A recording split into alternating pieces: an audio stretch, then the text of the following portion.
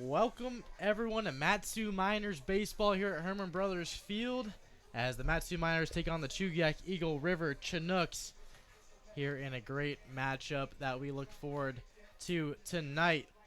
On the mound for the Miners, Brett Irwin will make his start as the game is about to get underway here at Herman Brothers Field. Pate Fullerton for the Chinooks to lead things off. For the Chugiak Eagle River Chinooks, Jess Davis will follow, and J. Paul Fullerton is in the hole here in the top of the first inning.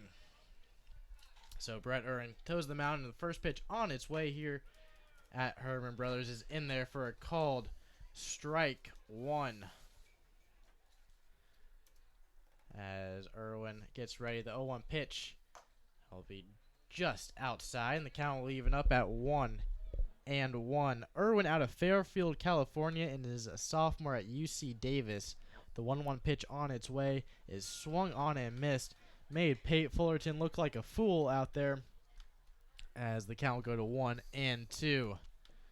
As Irwin looks to get the 1-2 pitch on its way and grounded to second baseman Tyler Porter. Porter makes the play, throws the first in time for out number one.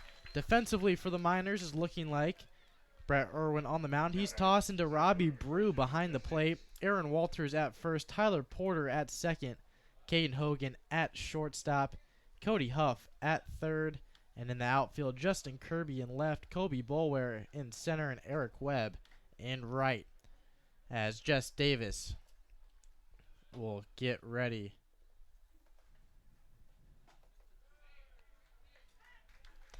First pitch to him is a called strike one. Irwin shakes off the first sign, likes the second, and will kick and deal the 0-1 pitch. Swung on and missed for strike two.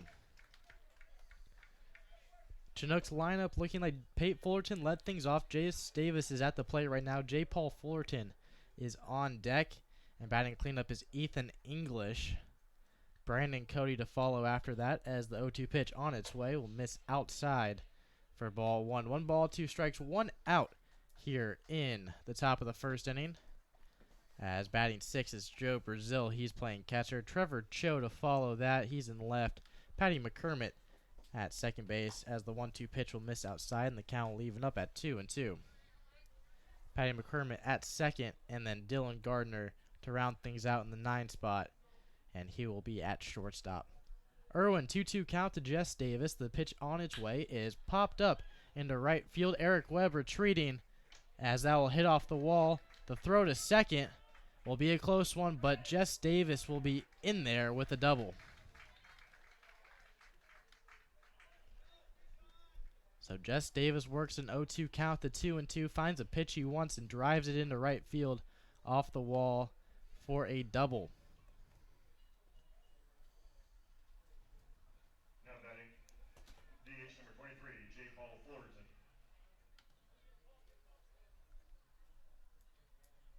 J. Paul Fullerton now at the plate. As Irwin looks in with a man on second and only 1 out. Irwin's ready at the belt. Gets the sign he wants, looks over to second, and the pitch will just miss outside for ball one. 1 ball, no strikes, and 1 out to J. Paul Fullerton at the plate.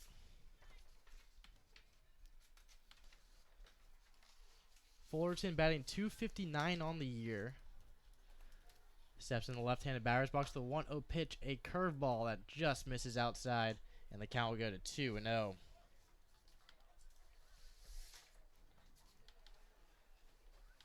Two balls, no strikes, 1 out. Jess Davis is standing at second for the Chinooks, looking to strike first here in the top of the first inning. Irwin ready. The 2-0 pitch is grounded down the first baseline. That will stay fair. Aaron Walters will make the play, call off Irwin, and tag on first for the second out of the inning, which will bring up Ethan English. He'll have a man at third with 2 outs.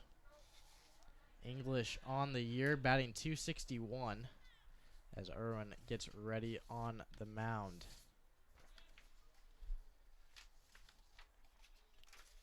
Irwin, the first pitch to him will just miss outside, and the count will go to 1 ball, no strikes. Irwin, in 4 games played, he started 2 of them in 10 innings pitched, with a 3.60 ERA on the season. The 1-0 pitch is swung on and missed in the dirt. Good stop there by Robbie Brew behind the plate to keep the man at third, and the count will go to 1-1.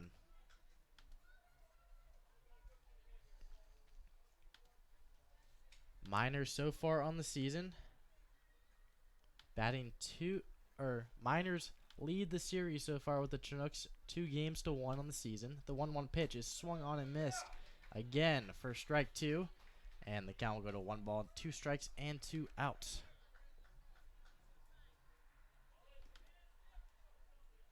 One ball, 2 strikes, 2 outs. Runner at third here in the top of the first inning. Brett Irwin on the mound for the Miners, as 1 hit so far in the inning was a double by Jess Davis as he stands at third. The 1-2 pitch is swung on and missed, as it'll be a drop third strike. Robbie Brew will tag Ethan English out for the 3rd out of the inning, as the Chinooks will leave a runner on. No errors on 1 hit. No runs scored as we go to the bottom half of the first inning. The Chinooks and the Miners are tied at 0-0.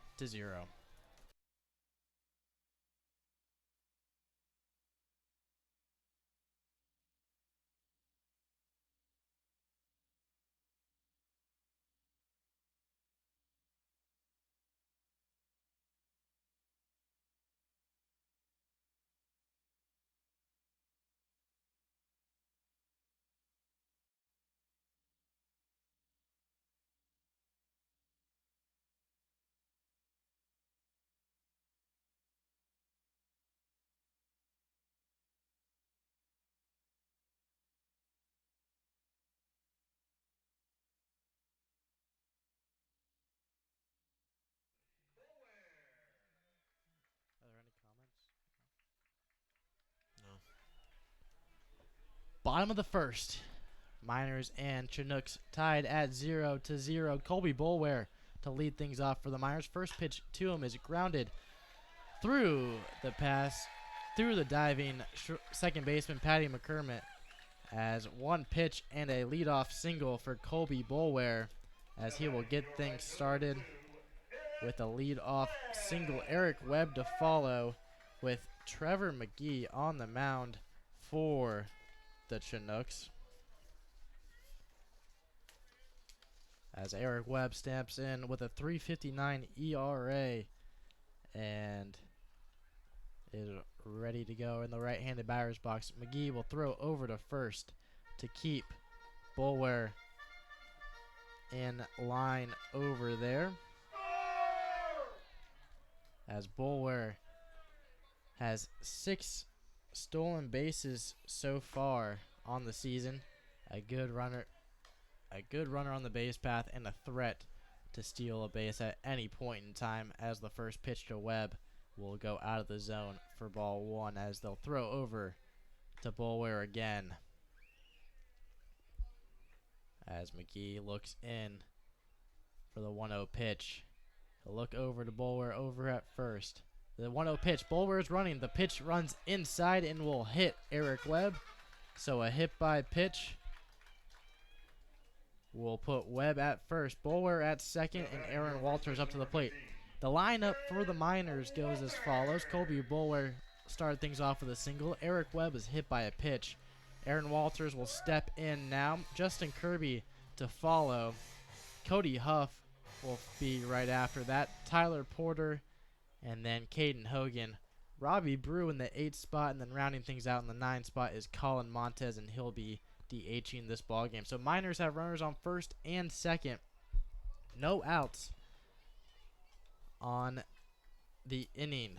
So they're threatening to score early on. Walter steps up to the plate with a 232 average as he gets ready to go. First pitch to him will be low for ball 1. 1 ball, no strikes to him.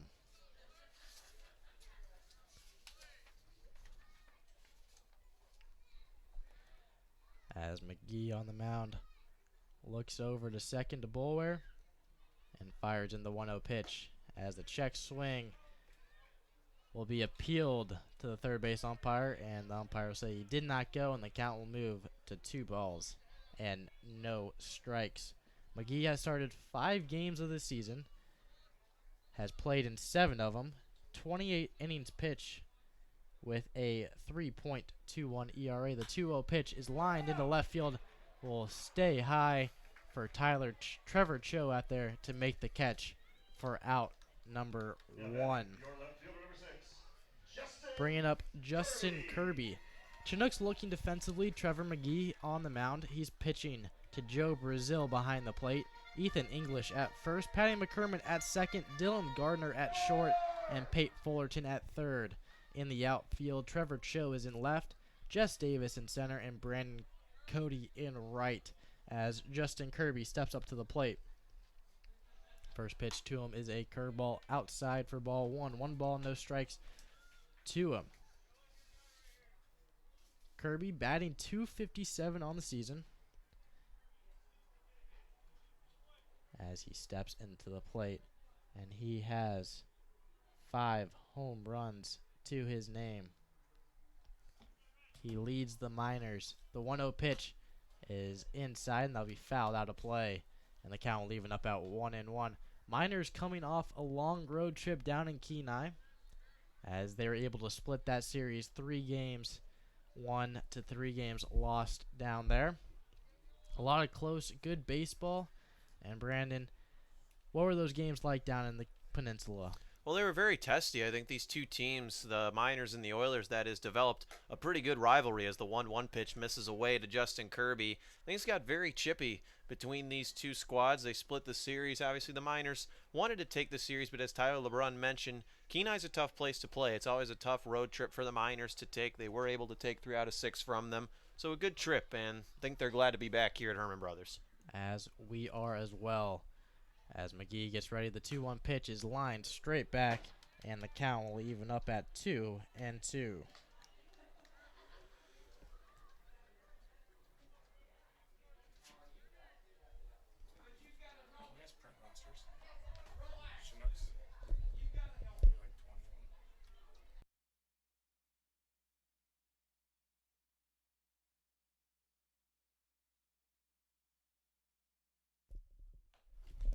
Two-two pitch will miss outside for ball 3, and the count will go full.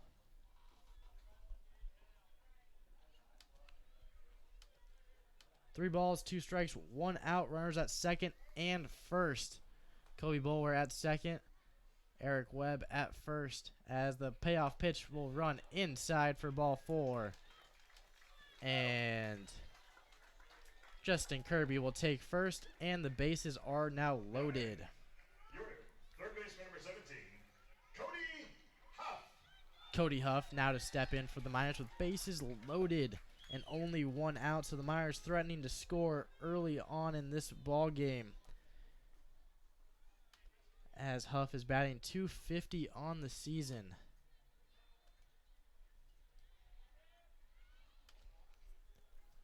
And the first offering to him is in there for a called strike 1. No balls, 1 strike, and 1 out. The bases are all covered here with Kirby at first, Webb at second, and Bulwer at third. As McGee on the mound throws the 0-1 pitch outside for ball 1. And the count leaving up at 1-1. So we have 1 ball, 1 strike, 1 out here in the bottom half of the first inning. Miners threatening with bases loaded. McGee gets ready at the belt. Looks in, the 1-1 pitch on its way is fouled straight back, and the count will go to 1 ball, 2 strikes. Just a friendly reminder, if your car needs a new taillight or just any sort of nut, bolt, or screw, be sure to visit the Valley's locally owned and operated Napa Auto Parts. They're in Big Lake, Palmer, and Wasilla. Visit www.napaalaska.com for more information, as Cody Huff will call time and step out of the right-handed batter's box and step right back in, ready to go here in the bottom half of the first inning. McGee gets set. 1-2 is the count. The pitch. It's a curveball rocked to left field. That is going back, And that is a grand slam for Cody Huff. And the Miners will take an early 4-0 lead on a grand slam by Cody Huff.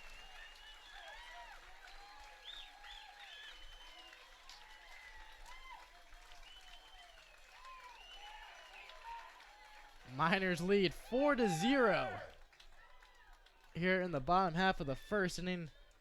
And that is a great way to start the ball game off.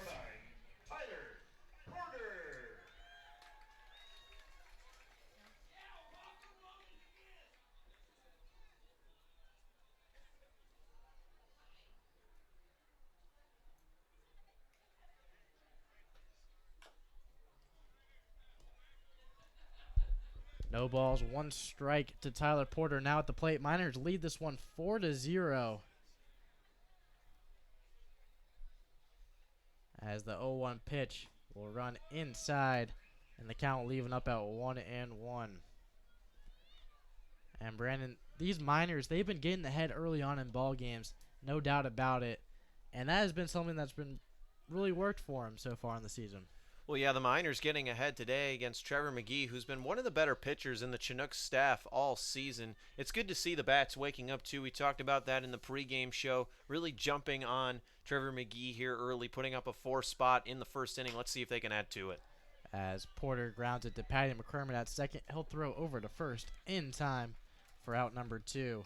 And Trevor McGee, in 28 innings pitched, only has allowed 10 earned runs, and so far in this first inning has given up 4. So almost over 50% of an increase of earned runs here in the first inning for McGee on the mound. Caden Hogan steps in as he'll have 2 outs and bases empty, as the Miners have already put up a 4 spot here in the bottom half of the first inning. 1-0 pitch on his way, swung on and missed for strike 1. 1 ball, 1 strike to Hogan. And if you remember in pregame festivities, things got a little interesting during batting practice with the GM of the Miners, Pete Christopher, was throwing them to him. It might be working out for him early on. I suppose so. Hey, anything works. You remember Pete talked about when he threw batting practice to one guy, ran him inside a little bit, gave him some chin music, and that day he went 4 for 4. So far, so good with a 4 spot here in the first inning. Yeah, he said he hasn't done batting practice in over 5 years, as the 1-2 pitch is swung on and missed by Hogan. And that'll be out number 3. As we head to the top of the second inning, Miners had 2 hits with no errors, no runners left on.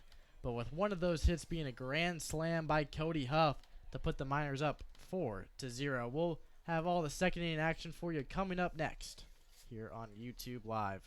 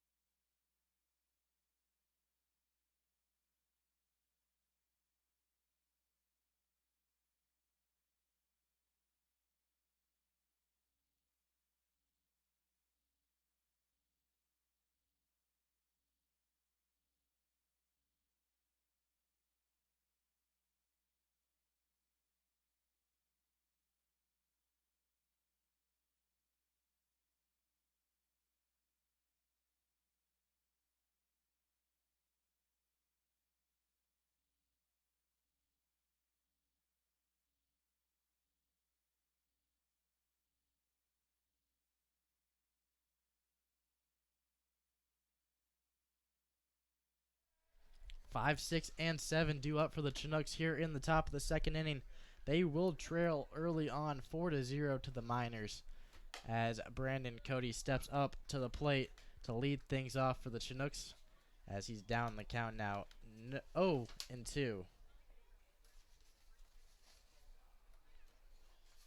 Irwin gets his sign, kicks and deals the 0-2 pitch to Cody, and that will be in the dirt for ball one, as Cody on the season has been batting .247 for the Chinooks. 1 ball, 2 strikes. 1-2 pitch on his way is fouled straight back and nails the press box, as the count will remain 1 ball to 2 strikes as Napa, Alaska Auto Parts Day here at the ballpark, as we thank our sponsor Napa Auto Parts for sponsoring this broadcast, as the 1-2 pitch is swung on and missed for strike 3. So back-to-back strikeouts for Brett Irwin on the mound. Now batting, catcher number 8, Joe Brazil. As Joe Brazil will make his way to the right-handed batter's box. So back-to-back strikeouts for Brett Irwin. As the first pitch to Joe Brazil will be in there for a called strike 1.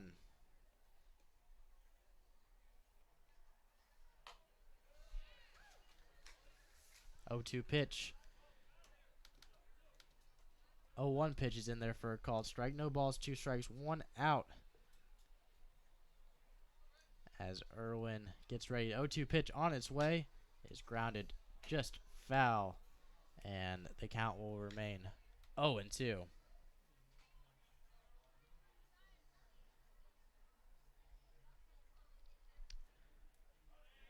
Irwin gets his sign on the mound. Looks in, 0-2 pitch on its way, and that is popped up in the infield. Under it is Tyler Porter, and he'll make the catch for out number 2. Now batting, left fielder number 9, Trevor Cho. So Brett Irwin pitching very effective so far through 1 2/3 of an inning, as Trevor Cho makes his way to the plate. Cho is batting .163 on the season. First pitch to him is an off speed that will miss upstairs for ball 1. 1 ball, no strikes, 2 outs here in the top of the second inning. Miners lead this one 4-0 as the 1-0 pitch on its way will miss low, and the count will go to Cho's favor at 2 balls and no strikes.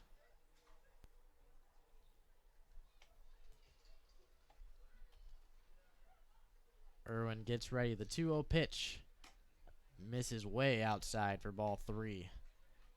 And Cho gets way ahead in the count now with 3 balls and no strikes to his name. Irwin working quickly the 3-0 pitch and will miss outside. And so the first base on balls for Irwin on the night will come in the second inning, Now batting, second base number 5, Patty as McCormick. Patty McCormick will look to try to get things going for the Chinooks here in the second inning, trying to work back as they are behind 4-0. Cho gets his lead off of first. Irwin ready on the mound, looks over to Cho, and will kick and deal the first pitch, and that is popped up. Running over is Cody Huff, but that will go way out of play, and the count will go to no balls and 1 strike. 2 outs here in the top of the second inning.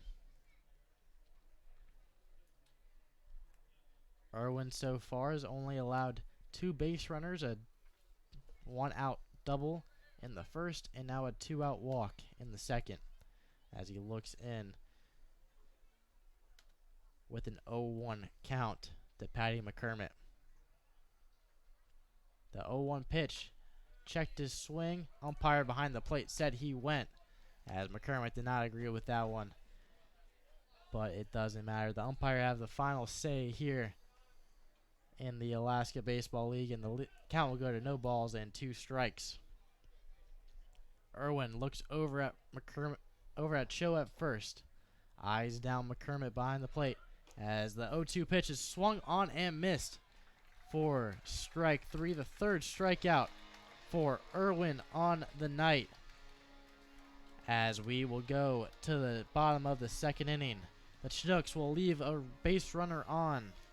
No hits, no errors, and no runs scored as we go to the bottom half of the second inning. Miners lead 4-0.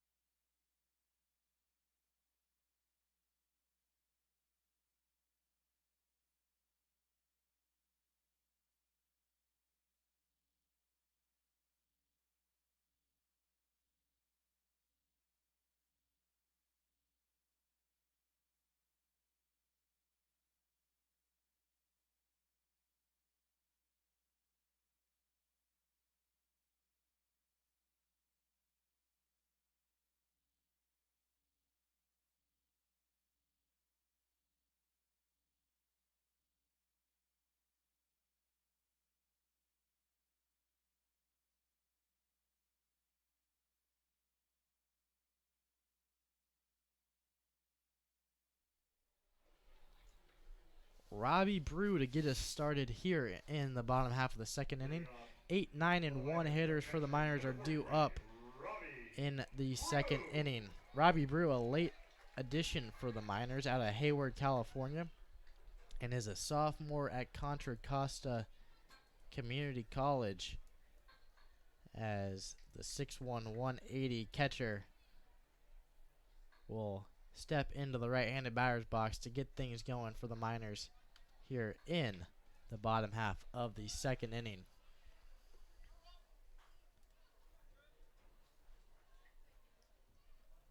As Trevor McGee kicks and deals the first offering to Brew, and that will miss low for ball 1. Brew batting .286 on the season. Has played in 2 games on the season as the 1-0 pitch is popped up, and Patty McCormick appears to be under it. Over at second base will make the catch for out number 1. Colin Montez will get his swing in here as he is DHing in tonight's ball game. Montez, a 140 hitter. That will step in the left-handed batter's box. First pitch to him in the dirt inside for ball 1. 1-0 is the count with 1 out here in the bottom half of the second inning. 1-0 pitch will miss low for ball 2. 2-0 is now the count.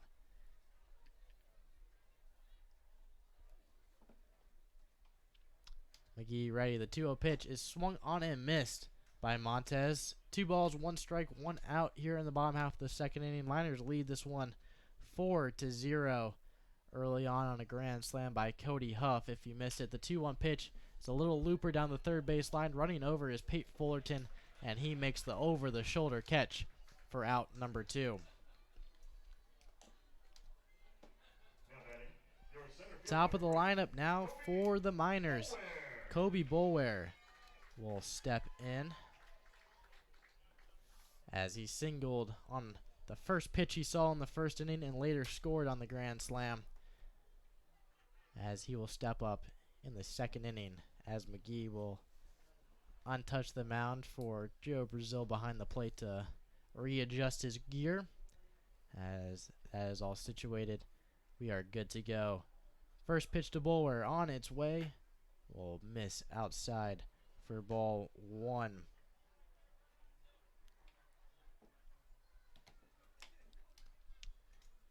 1-0 pitch on its way will be in the dirt, and the count will expand to 2-0.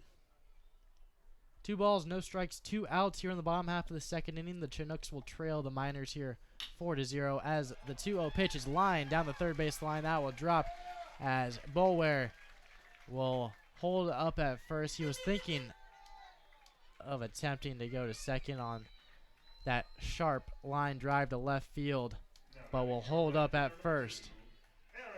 with the 2-out single.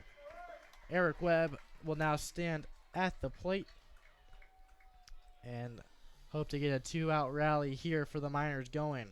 Other ABL action, the Peninsula Oilers and the Pilots will be facing off tonight as well. They're in the top of the second inning, tied 0-0.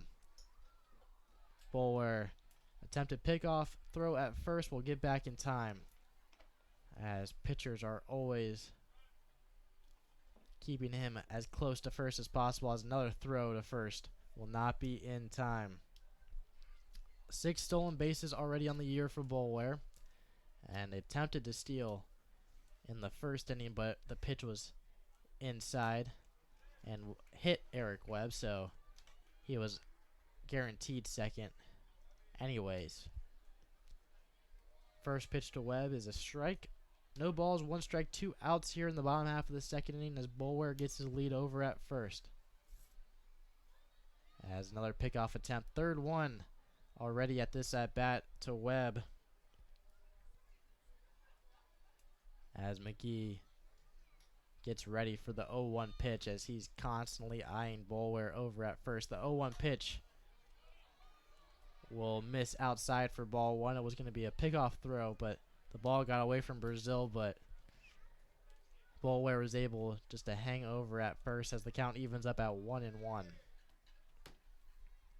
Boulware takes his lead off of first. 2 outs, 1-1 count to Eric Webb at the plate. The 1-1 pitch is swung on and missed for strike 2, as Boulware is dancing over at first. These past 2 pitches he's been acting like he's stealing second and then holds up, as McGee will throw over to first again to keep Boulware in check. 1 ball, 2 strikes, 2 outs, as another throw over to first will not be in time, as Boulware will retake his lead. McGee eyes down Brazil behind the plate. The 1-2 pitch, Boulware is going. The ball is in the dirt. The throw to second will not be in time, as Boulware will steal second and his 7th stolen base on the season.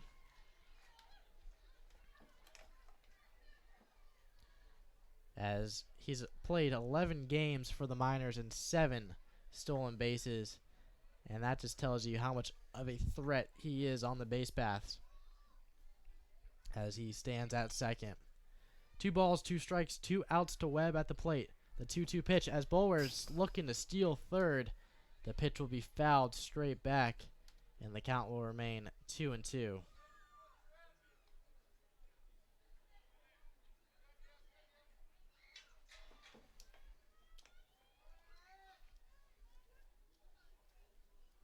McGee ready at the belt. Looks over to Boulware at second. The 2-2 pitch will miss high for ball 3, and the count will go full at 3 balls, 2 strikes, 2 outs here in the bottom half of the second inning. Miners have 4 runs on 3 hits and no errors. The Chinooks, no runs on 1 hit and no errors. Payoff pitch on its way from McGee, as that's lined to left field. Going back is Trevor Cho, as that ball is gone. So 2 home runs on the night already. Eric Webb and Cody Huff seeing the ball over the fence, as the Miners extend their lead to 6-0 in the second inning on an Eric Webb home run to left field. And I think Pete Christopher will be doing some batting practice a little more often. Maybe. 2 home runs in a game. Miners had that in a game against the Oilers this past week as well. As we see, the bats are waking up here tonight. 2 innings of crooked numbers for the Miners to start off 6-0. I'd say they got Trevor McGee figured out here. As the first pitch to Walters will be popped up out of play for strike 1. No balls, 1 strike, and 2 outs to Aaron Walters. 0-1 pitch on its way. We miss inside. 1-1 is now the count. The Miners lead 6-0 here in the second inning, as they are currently running away with this one. 1-1 pitch on its way. Curveball misses outside for ball 2. 2-1 is the count now. 2 outs in the bottom half of the second inning. 2-1 pitch from McGee on its way. Will be in there with a called strike 2. 2 balls, 2 strikes, 2 outs here in the bottom half of the second inning. 6-0 ball game in favor of the Miners as the 2-2 pitch on its way. Swung on and missed by Walters for the third out of the inning. Miners will get 2 across on 2 hits. They will leave no man on no errors, and score 2 in the bottom half of the second inning as they extend their lead to 6-0.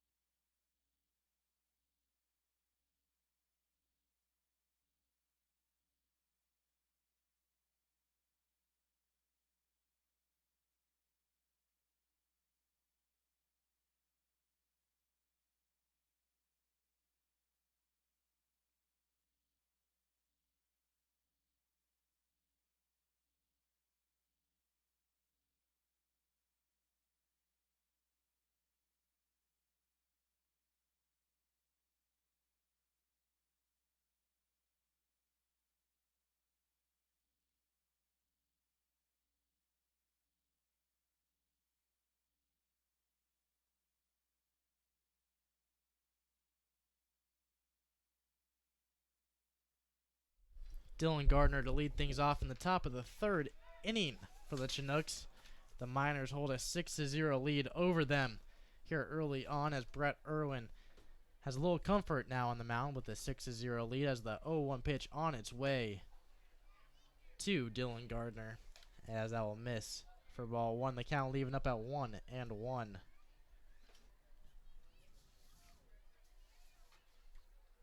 1-1 pitch.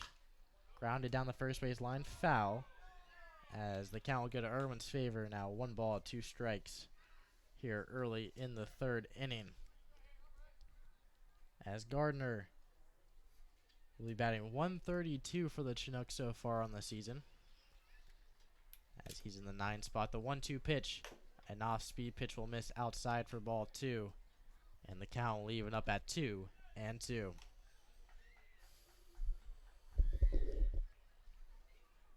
2-2 pitch from Irwin on its way will miss inside for ball 3, and the count will go full. As Irwin so far on his outing through 2 innings has 1 walk to 3 strikeouts, as the payoff pitch on its way will miss outside, and the leadoff hitter for the Chinooks here in the top of the third inning will stand over at first. Now batting, third baseman number 7, Pate Fullerton. Top of the lineup now, Pate Fullerton, to see if he can get a little rally here to try to chip away the lead as the Miners lead 6-0 here in the third inning. As Gardner stands at first, Fullerton at the plate. Fullerton is batting a 197 so far in the season, as the first offering to him will miss outside for ball 1. Fullerton in the first inning grounded out to second base, as he's 0 for 1 on the night. 1-0 pitch from Irwin will be popped up down the third base line. Running over is Justin Kirby, but that ball will be too far away to make a play on it, as the count will even up at 1-1.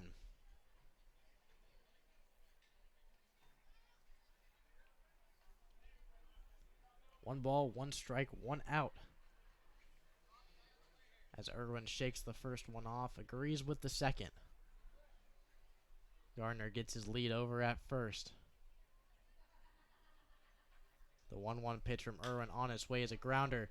The third baseman, Cody Huff, the throw to second in time. The throw to first will not be in time, as the Miners will get one out on that one, as Fullerton will stand at first on the fielder's choice. Now batting, center fielder number 22, Jess Davis.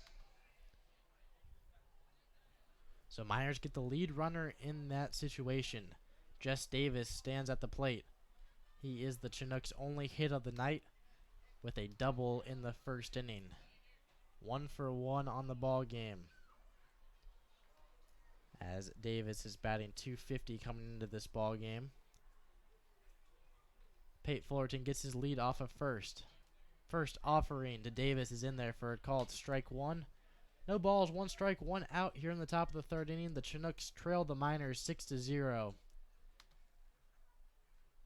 As the Chinooks are going to need a lot to be back in this ball game. Irwin on the mound looks in, as the umpire behind the plate will call time. As the Chinooks so far on the season are 9-20, 11.5 games back out of first place. They are in dead last of the ABL.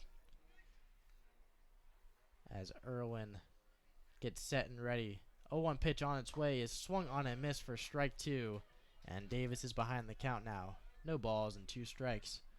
The Oilers 12-19 on the season. 9.5 games back out of first. The Pilots are 14-15, 6.5 games back. They're in a little bit of a slump right now. The Miners are 18-11, 2.5 games back. And in first place, the Anchorage Bucks at 21-9, as the 0-2 pitch will miss outside for ball 1. 1-0 is the count. Miners right now are 7 wins away from clinching a playoff berth. As if they win tonight, that magic number will go down to 5.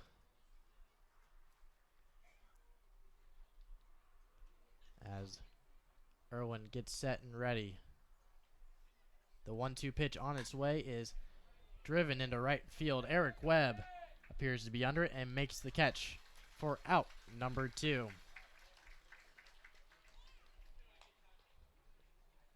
So Fullerton will stay at first. Now batting, J. Paul Fullerton now at the plate. Paul Fullerton. He grounded out to first in his first plate appearance in the first inning.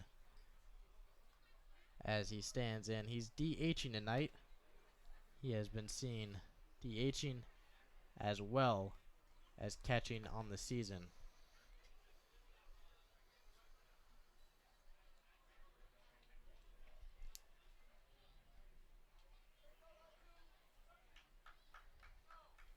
As Fullerton gets his lead off of first, J. Paul Fullerton steps in the left-handed batter's box and gets ready to hit. 2 outs here in the top of the third inning. Miners lead 6-0, and a great matchup so far, as the first offering to J. Paul Fullerton will miss outside for ball 1. 1-0 is the count.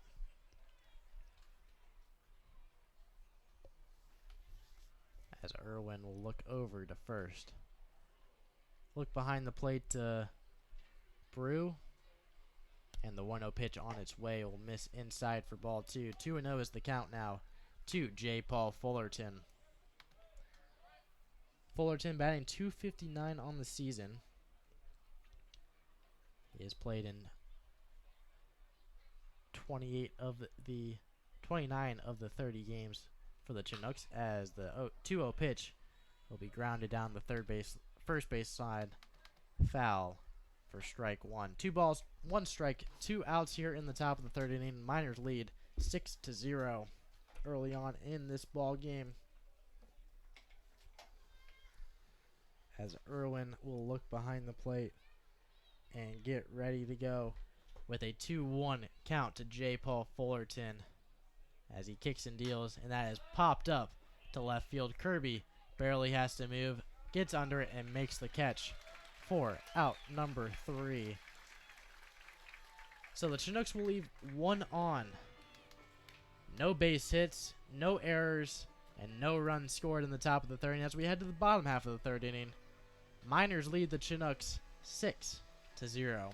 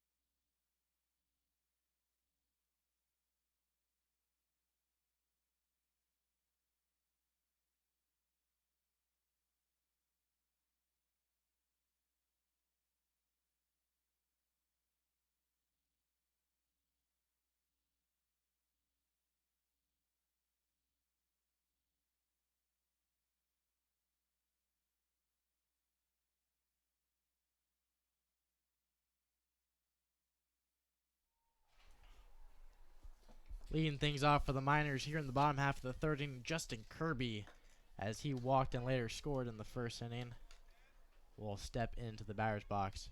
No balls, 1 strike to his name here in the bottom half of the third inning.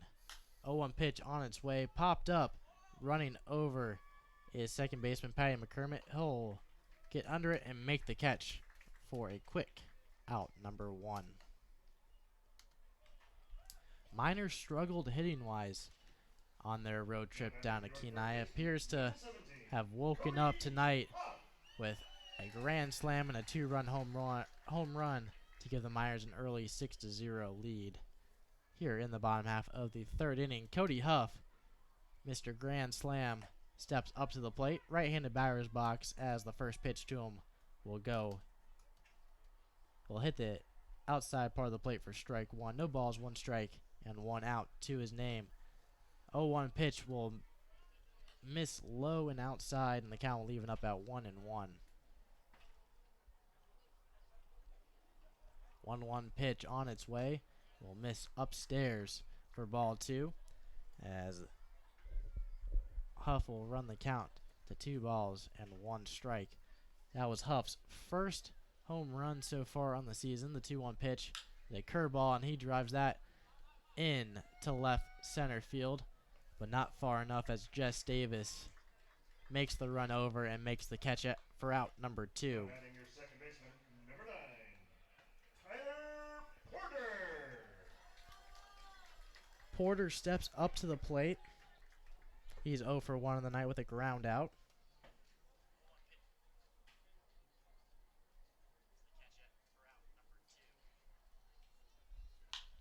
First pitch swinging over to second baseman Patty McCormick.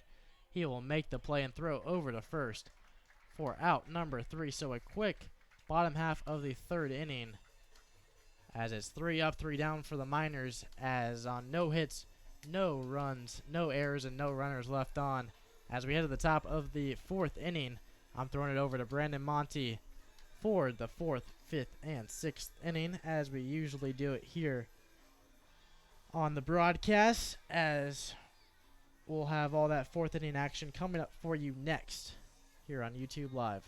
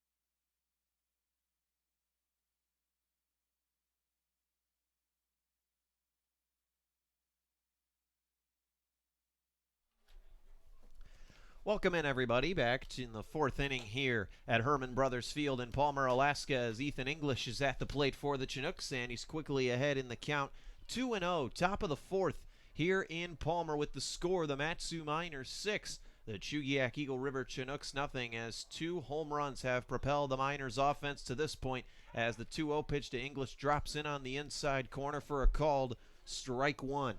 English enters this game hot at the plate. He has 2 home runs and 5 RBIs in his last 2 contests, as the 2-1 pitch from Brett Irwin is fouled off the catcher Robbie Brew, and the count is even 2-2. No runs, 1 hit, and no errors for the Chinooks in this ball game. 6 runs, 4 hits, no errors for the Mat-Su Miners. Brett Irwin working strongly here in the 4th, using plenty of good off-speed pitches to keep these Chinooks hitters off balance. The 2-2 pitch on the way is waved at a miss for strike 3. It's in the dirt. Robbie Brew collects it, throws down to first in time.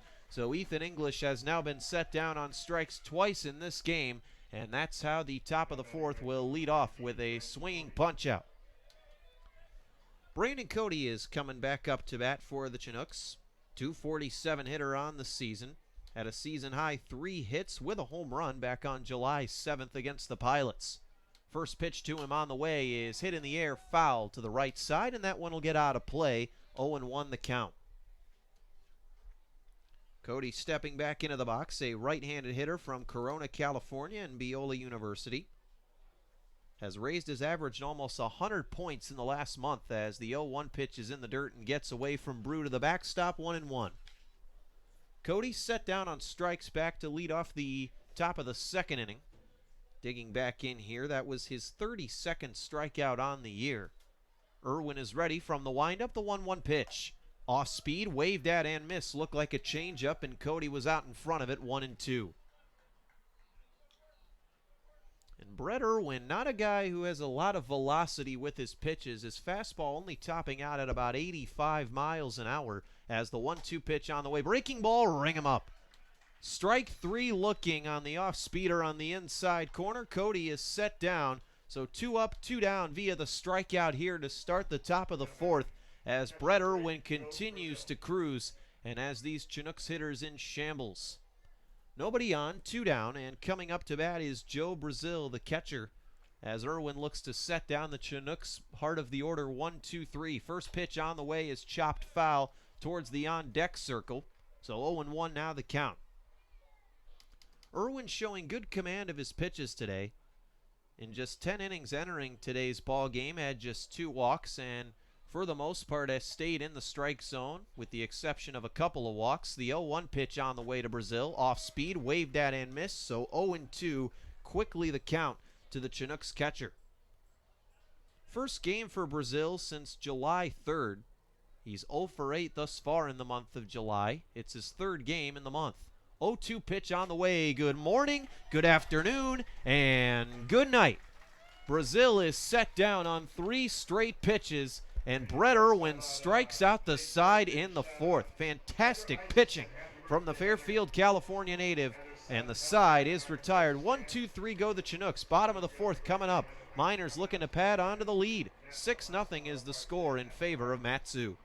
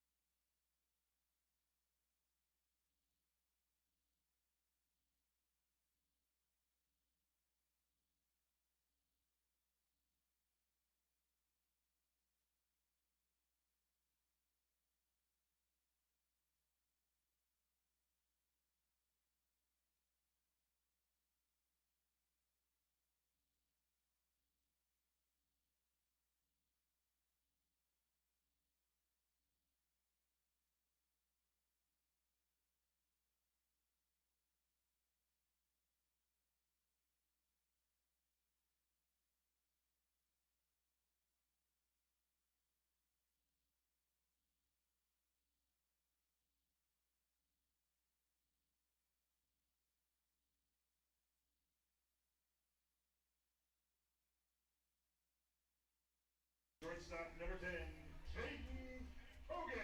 Bottom of the 4th here at Herman Brothers Field. Miners 6, Chinooks nothing. As the 7-8-9 is coming up for Tyler LeBrun's Miners. Caden Hogan will do the honors and start things off for the Valley's finest here in the home half of the 4th. Trevor McGee's back out on the mound. First pitch to Hogan, a breaking ball that misses outside for ball one. 1-0 is our count.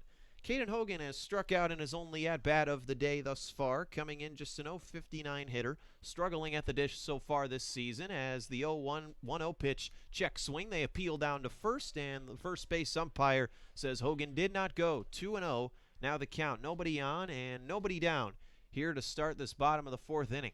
McGee goes into his windup. The 2-0 pitch on the way is hit in the air out towards right center field. Drifting to his right is Brandon Cody. He's underneath it and makes the catch for out number one. So Caden Hogan set down. That'll bring up the catcher, Robbie Brew. Brew, in his third game as a minor, entered today's contest 2 for 7 at the plate with a walk and 2 strikeouts. Hitting 8th in Tyler LeBrun's lineup. Following him will be Colin Montez, the designated hitter. First pitch to Brew is on the way, and it's fouled straight back off the screen. 0-1 the count. Both pitchers today pretty similar due to the fact that they both rely heavily on off-speed pitches. Both McGee and Irwin's fastballs topping out in the mid-80s as the 0-1 pitch, an off-speeder that catches the outside part of the plate. 0-2.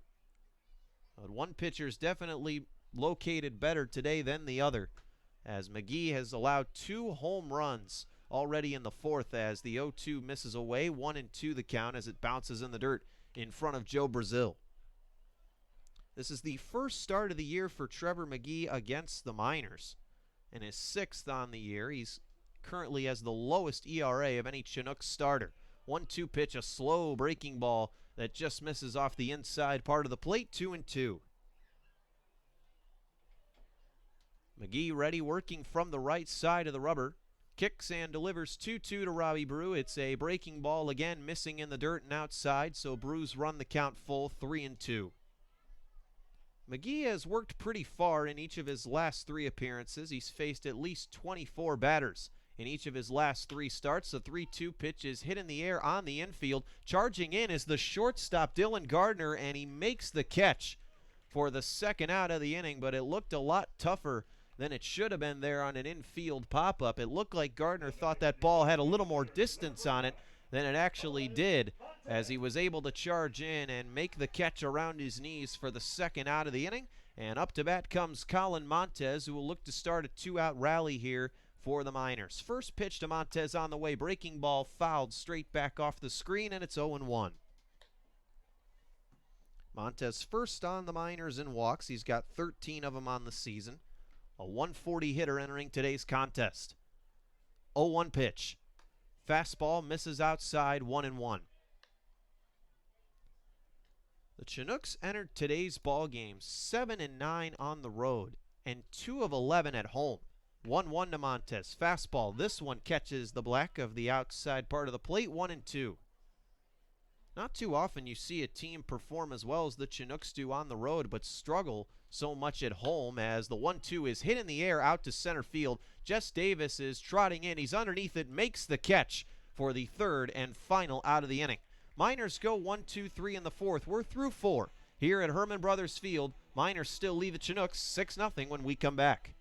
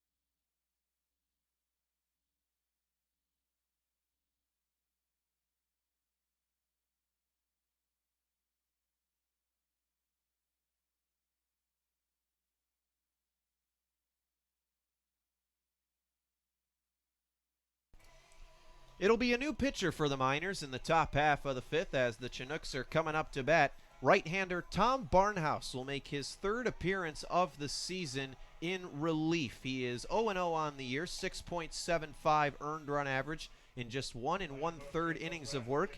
He made his debut as a minor back on July 1st against the Chinooks, throwing a scoreless inning. On the year, opponents hitting .400 against the right-hander from Lansing, Kansas. He's allowed 2 hits, 1 run. It was earned. No strikeouts, 3 walks. He has a fastball that hits the mid-90s, a pretty hard thrower, and also has a changeup and a curveball in his arsenal. Barnhouse hailing from Wichita State University, a 6'3", 205-pound right-hander who just finished his junior year with the Shockers. He will face the 7-8-9 of this Chinooks order. Trevor Cho will step into the box, the left fielder. He walked in his first time around back in the second inning. Only has 2 plate appearances on the year against the Miners thus far, and they've both resulted in free passes. As Cho digs back into the box, a left-handed hitter will start things off for the Chinooks in the top half of the 5th. Tom Barnhouse will work from the windup. The first pitch is on the way. It's a fastball outside for ball 1. Barnhouse's last appearance came on the 4th of July against the Oilers. Went just a third of an inning, giving up 1 run, 2 hits, and also had a walk. The 1-0 pitch is hit in the air out towards shallow left center field. Caden Hogan retreats and makes the catch as the shortstop shows off good range there to track down the pop-up and make the play for the first out of the inning. Now batting second baseman number 5, Patty McCormick. That'll bring up Patty McCormick, a 136 hitter, hitting 8th and playing second base today for John Groth's Chinooks. McCormick has a hit in each of his last 2 games. First time this season he's hit in back-to-back games, as the first pitch is a bunt, or at least McCormick tried as he squared but missed the off-speed pitch on the outside part of the plate for strike 1. Barnhouse is ready. The 6'3" right-hander working from the windup deals as the 0-1 misses away, 1-1. Barnhouse has made 43 appearances and has had 22 starts over 3 seasons with Wichita State.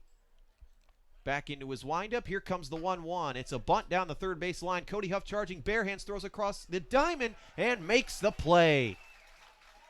Good defensive work there by Cody Huff. Not an easy play there at all on a pretty good bunt from Patty McCormick down the third base line, as Huff was able to barehand it and throw across his body on the run to first base to retire the speedy infielder for the second out of the inning. He's been hitting the ball well and feeling the ball well tonight. No question. First pitch on the way to Dylan Gardner. The shortstop just misses low. I don't think Barnhouse agreed with it, but nonetheless, it's ball 1, 1-0 the count. Gardner, 2 doubles in his last 2 games. It's his first game against the Miners this year. A 1-0 pitch to him, a fastball that misses outside, 2-0. Gardner, the lowest average on this Chinooks team coming into this one, 132. The second lowest average of all qualified hitters in the ABL. 2-0 pitch on the way, fastball low, 3-0. The Chinooks offense has been hot in these last couple of games, 18 runs over their last 2 contests. 3-0 pitch on the way from Barnhouse. Fastball, and Gardner taking all the way as he watches a heater paint the outside corner for strike 1. Last night, Chinooks, a heartbreaking loss in Anchorage against the Bucks. They were up 8-7 going into the 9th, but gave up 4 runs in the final frame as Gardner takes ball 4 off the inside part of the plate. 4th free pass given up by Barnhouse on the season, as the Chinooks have a base runner here. Runner on first, 2 down, and it's back to the top of the order with Pate Fullerton, the third baseman today. Fullerton, normally a shortstop, that is his usual position, and he's done a pretty good job defensively, as the Chinooks using him at the hot corner today. Entered today's ball game, a 197 hitter, currently riding an 8-game hit streak. The first pitch to Fullerton misses outside, 1-0. Pate Fullerton scored all 3 runs for the Chinooks in the Chugiak's 4-3 loss back on July the 1st. That one went into extra innings. 1-0 is hit foul to the left side, and that one will get out of play into the seats. Reminder, folks, a foul ball can do damage to your car. if it happens to you, you can always stop in at the Valley's locally owned and operated Napa Auto Parts. They're in Big Lake, Palmer, and Wasilla. Visit www.napaalaska.com for more details. Runner goes. The 1-1 pitch is fouled off the catcher, Robbie Brew, for strike 2. So the hit and run unsuccessful there. 1-2 the count. Runner on first. 2 outs for the Chinooks here in the top half of the 5th, as they'll have their work cut out for them here in this last half of the ball game, trailing the Miners 6-0. 1-2 pitch on the way. Breaking ball. Got him. Dropping in at the knees. A good pitch there from Tommy Barnhouse as he picks up his first strikeout on the year on a beautifully placed curveball at the knees, as all Pate Fullerton could do was watch it go by for the 3rd out of the inning. Chinooks leave one stranded in the top of the 5th. We'll go to the bottom half here at Herman Brothers Field. Miners leading it 6-0.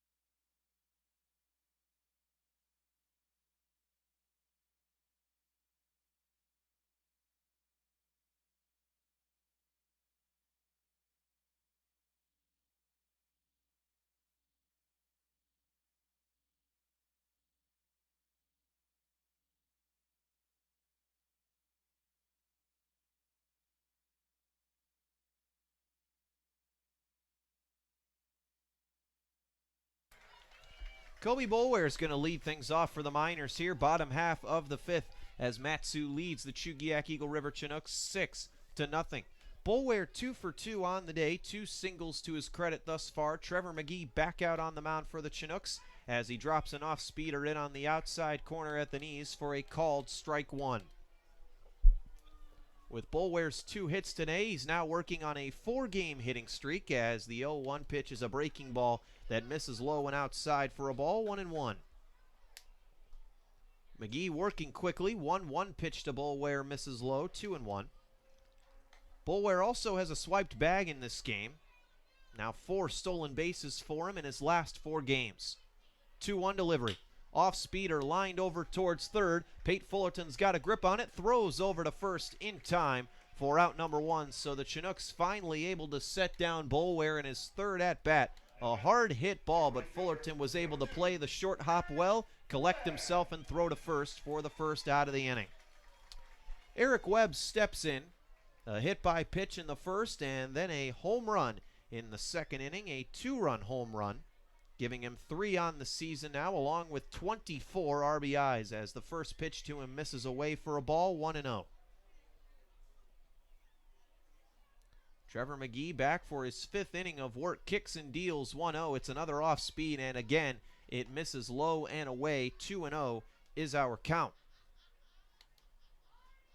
Miners up 6-0 here, bottom of the 5th. 2-0 pitch to Webb is a called strike on the outside corner, 2-1. The Miners entered today's contest 18-11, 2.5 games out of the first place Anchorage Bucks, who are currently 21-9.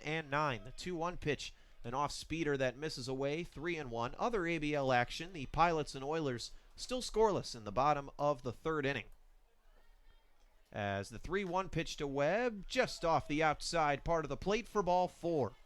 So Eric Webb has reached base now 3 times in 3 plate appearances, as he's on base with a walk. That's his 14th walk of the season, and here comes Aaron Walters. Walters 0 for 2. Lined out right to the left fielder Trevor Cho his first time around, and then struck out swinging back in the 2nd. Runner on first now in the form of Eric Webb. 1 down, 6-0, Miners in control. McGee now working from the stretch, comes set at the belt. First pitch to Walters is outside and high, perhaps a pitch out there to try to keep Webb honest over at first. It's 1-0. Walters a .232 hitter, 3 RBIs in his last 3 games. McGee back into the stretch. Comes set. Webb gets his lead. The 1-0 pitch. Breaking ball again, missing outside, 2-0. McGee's last outing came on July 5th against the Bucks. Went 7 innings, 2 runs, 3 hits, 4 strikeouts, and got the no decision in that one. Not faring as well here today in Palmer. 2-0 pitch. Catches the outside corner. Looked like a changeup, 2-1. After this, the Chinooks will play 3 straight games in Chugiak, 2 of which will be against the Miners, as these 2 teams will meet up again on July 16th, 17th, and 18th. 2-1 pitch. Webb goes as Walters chops a foul ball over towards the on-deck circle on the first base side towards Justin Kirby, who's taken some practice hacks awaiting his turn. 2-2 now the count to Walters. The Chinooks 3-5 in the month of July thus far. They've won 2 of their last 3 games. Webb again getting his lead. 10 swiped bags on the year for him. 2-2 pitch to Walters. Fastball misses high and outside, and Wally's run the count full to 3-2. 14 RBIs on the season for Walters. Went just 2 for 18 in the minor series against the Oilers, looking to bounce back here at home. 3-2 pitch. Webb goes as Walters swings and fouls one straight back over the press box, 3-2. That foul ball is brought to you by the Palmer Golf Course. Summer is the perfect opportunity to work on your golf game. The Palmer Golf Course is located right in the heart of Palmer, just about 2 miles from Herman Brothers Field. Call 907-745-4653 for more information. 1 man on, 1 man out. 3-2 again on the way to Walters. Misses inside for ball 4. So 2 straight free passes here for Trevor McGee. And we're starting to see a little bit of movement from the Chinooks out in their bullpen in the left field corner, as we'll see how much of a leash John Groth will give to McGee here. He's already allowed 6 earned, but he has put up 2 consecutive zeros in the 3rd and the 4th, as he was starting to settle down a bit, but will have to work his way out of trouble in the 5th, as there are now Miners on 1st and 2nd, 1 out for Justin Kirby. McGee ready from the stretch. First pitch to Kirby, a breaking ball right down the pipe for strike 1. Kirby stepping in. Homered back on July 6th against the Oilers. He currently has 5 on the year. That's good for 2nd in the Alaska Baseball League. As he awaits the 0-1 from McGee, here it comes. It's a fastball above the letters. Too far upstairs, it's 1-1. Kirby had a season-high 3 hits and 3 runs against the Chinooks back on June 11th. As he enters this ball game, a .257 hitter. McGee is ready. 1-1. Off speed, just off the outer half of the plate for ball 2. Chinooks enter this ball game 9-20, 11.5 games out of 1st, 2 games out of 4th. As the top 4 teams in the Alaska Baseball League make the playoffs at the end of the regular season, Chinooks currently sitting on the outside looking in as they try to push towards the postseason, as the 2-1 pitch is popped high in the air towards second base. Underneath it is Patty McCormick. He makes the catch as the infield fly rule was in place there. So Kirby is set down as he is now 0 for 2 on the day. For the 2nd straight at bat, he pops out to the second baseman, as coming up to bat is Cody Huff, who broke things open in the bottom of the 1st of this ball game with a grand slam, his first home run as a Miner. That gave the Miners a 4-0 lead, and they have not looked back since, as they are up 6-0 and threatening for more here in the 5th. First pitch to Huff, off speed, just off the outside corner for ball 1. Huff nearly doubling his RBI total with that homer. Came into this ball game with 5, now has 9. Entered this game a .250 hitter. McGee ready. 1-0 on the way. is lined towards third, and it goes down the line. This could be extra bases. Webb's rounding third, and he is coming home. He'll score easily. Walters to third, and Huff trots in with a standing double. As we spoke it into existence up here, Nick, Cody Huff has now doubled his RBI total on the year in this ball game, as a one-run double here gives him 10 RBIs on the year, 5 on the evening, as the Miners now lead the Chinooks 7-0 in the fifth. Second and third, 2 outs now, and coming up to bat is Tyler Porter. First pitch to him on the way is grounded over towards second. McCormick running to his left, dives, makes the stop, and he slips and is unable to get up and throw to first. And in the meantime, Aaron Walters comes home. So 2 straight Miners bring in an RBI. A good stop there by McCormick. He fielded the ball in the shallow outfield grass, but wasn't able to collect himself and make the throw to first. And now one of the coaches for the Chinooks is headed out to the mound to have a discussion with Trevor McGee, who has now allowed a season-high 8 earned runs in this ball game. As it's looking like McGee's outing is going to come to an end here very soon. There is a left-hander getting loose in the Chinooks bullpen. It looks like from here, number 10, Tyler Wincoop. As Nick, the bats have woken up today for this Miners team. 8 runs now on 6 hits, including a 2 spot here in the fifth. Yeah, the bats are coming alive, and that's something we did not see down in Kenai at all. And so coming into this ball game is a little antsy coming in, wondering if the bats would wake up finally. And it appears that it has through 4 2/3 actually. 8 runs scored already, and I think the key behind it all is Pete Christopher throwing batting practice. That's honestly what I'm thinking right now. First and third, 2 outs for Caden Hogan. 0 for 2 as he has a strikeout and a flyout thus far, as the first pitch misses out of the zone for ball 1. Miners up 8-0 in the bottom of the fifth. 8 runs, 6 hits, no errors for the Valley's finest. Runners at the corners, 2 outs. The 1-0 to Hogan is popped high in the air on the infield. Patty McCormick, the second baseman, is running in. He calls everyone off, makes the catch for out number 3, and the side is retired. Miners leave 2 on, but they get 2 more in the bottom of the fifth. They now lead the Chinooks 8-0 as we enter the top of the 6th inning.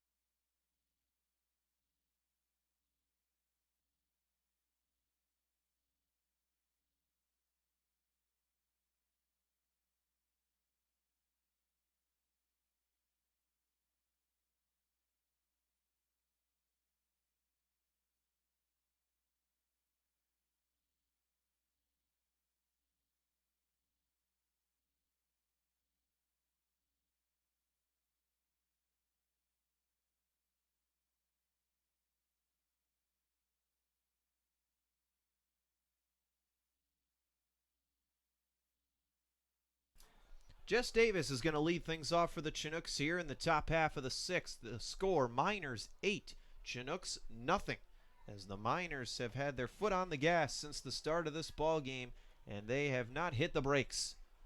As Tom Barnhouse is back out on the mound, the first pitch to Jess Davis, a breaking ball that just misses off the outside part of the plate for ball 1.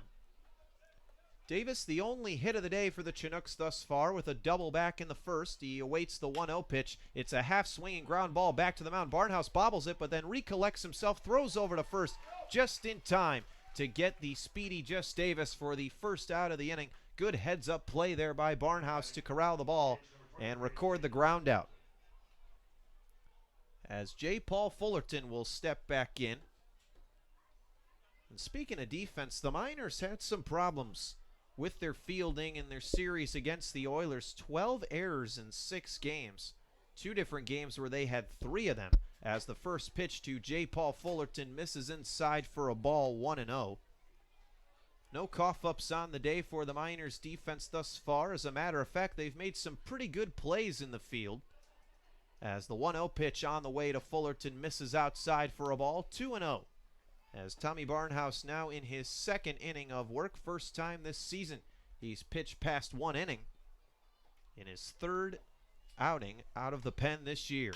As the 2-0 is popped up high in the air out towards shallow left. Justin Kirby is trotting in. He's underneath it, makes the catch for out number 2. 2 up, 2 down for the Chugiak Eagle River Chinooks. They've had just 4 base runners on the day here so far in the 6th. 1 via a hit, 3 a walk. As this Miners pitching staff has done a pretty good job on the season, particularly at home, as the first pitch on the way to Ethan English is in there for a called strike at the knees.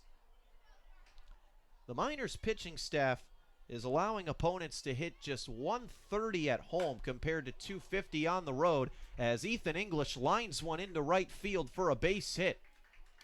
So the 2nd hit of the day for the Chinooks comes via a line drive from English, who continues to stay hot. That's his 7th hit now in the last 4 games. Just his 2nd this year against the Miners. As coming up to bat is Brandon Cody, the 5th hitting right fielder, who will try to spark a rally here for the Chinooks, and they desperately need it. Down 8-0 in the 6th inning. Tom Barnhouse now working from the stretch off the left side of the rubber. Kicks and deals. First pitch, catching the outside corner, looked like a changeup for strike 1. Chinooks bats have been relatively quiet tonight. On July 7th, they put up a season-high 16 hits against the Pilots. Just 2 tonight, though, for Chugiak, as the 0-1 pitch, a fastball missing upstairs at about head level for ball 1. So 1-1 now the count. Runner at first, 2 down. Miners 8, Chinooks nothing. Attendance for tonight's ball game, 1,043, as Herman Brothers once again hosting a quadruple-digit crowd. The 1-1 misses low, fastball at around the feet for ball 2.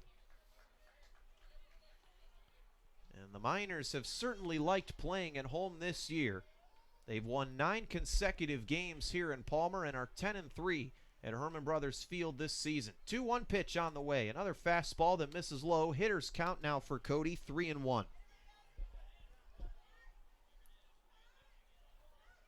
The Miners will play 3 of their next 5 games here at Herman Brothers Field.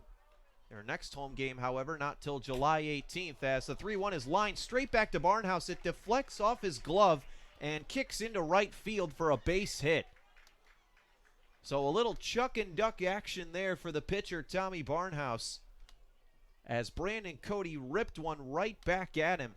It deflected off his glove, and as Tyler Porter went over towards second, he was unable to change his direction, and the ball trickled past him into right field for a base hit. The 2nd hit of the inning for the Chinooks, as they now have runners at first and second with 2 down. There's a left-hander getting loose in the Miners bullpen as Tyler LeBrun is out at the mound, probably just to check on Barnhouse and perhaps buy some time for his left-handed reliever. Looks like number 14, Connor Butler, is getting loose, as Barnhouse appears to be okay. Didn't look like the ball actually hit him on the body, just caught his glove.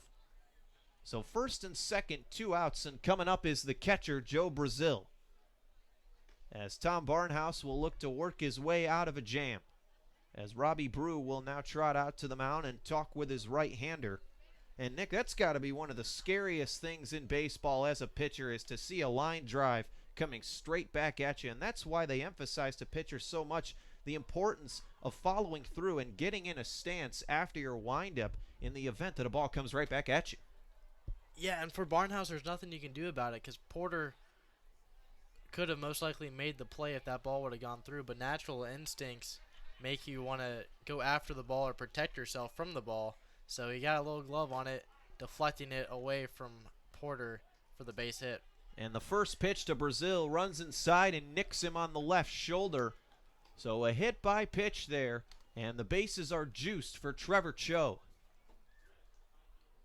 So Barnhouse will try to work his way out of it. Bases loaded, 2 outs. The first sign of life for the Chinooks all game here in the top of the 6th. Cho stepping in, 0 for 1 on the day. Barnhouse back into the windup. First pitch is fouled out of play over the press box. That foul ball is brought to you by the Alaska Club. The Miners spend their mornings lifting, running, and staying in shape by visiting the Alaska Club. Visit them in Anchorage, Eagle River, Fairbanks, Juneau, and the Mat-Su Valley. 0-1 pitch on the way, misses upstairs, 1-1. Trevor Cho stepping in. He popped out to short his last time around, walked in his first time at bat. As the 1-1 pitch is hit over towards short, and Caden Hogan is able to track it down in the outfield grass for the 3rd out of the inning. So what looked like a pretty hard hit line drive just kind of died out in the short outfield grass as Hogan was able to track it down and make the catch for the 3rd out of the inning. Chinooks leave 3 stranded. We go to the bottom of the 6th. Miners still up 8-0.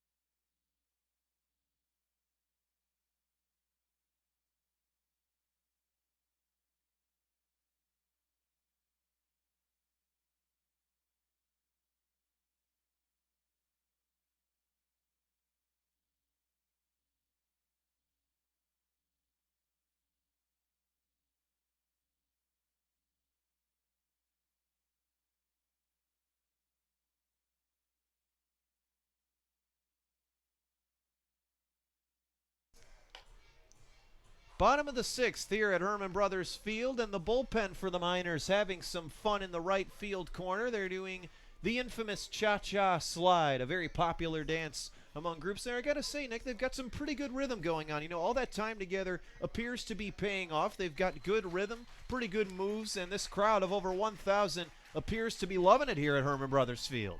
I mean, why not? An 8-0 game. Bullpen's excited out there. And look at that roar from the crowd. They hear a song they like. First time that they actually, as a group, did a choreographed dance there together. was about 5 or 6 of them out there, and they all got pretty good rhythm. Usually it's just one or two just stranglers by themselves, but 5 out there doing the cha-cha slide. Very impressive.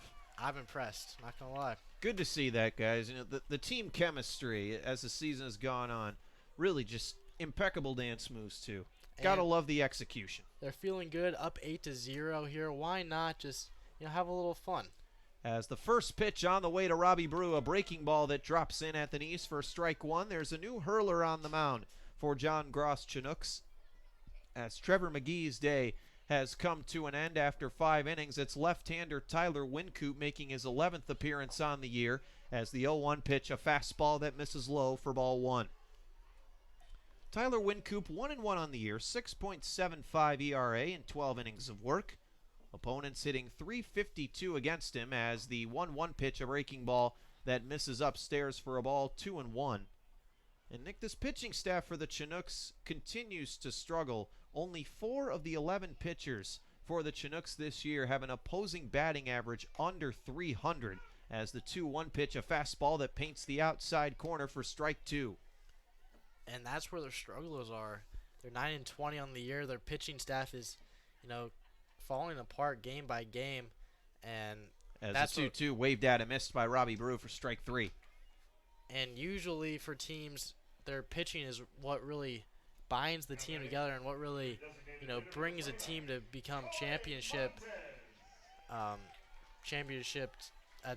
team. And if the pitching staff starts to crumble, that's one of the first signs of you're gonna be not having a good record on the season. Wincoop punches out Brew to start the bottom of the 6th, and now the first pitch to Colin Montez. A curveball that drops in on the inside part of the plate for strike 1. So Wincoop looking pretty sharp here to start the home half of inning number 6 as he goes into his windup and deals 0-1. It's a fastball that paints the outside corner for strike 2 as Wincoop has shown good locating here out of the pen, painting the corners and keeping these Miners hitters off balance.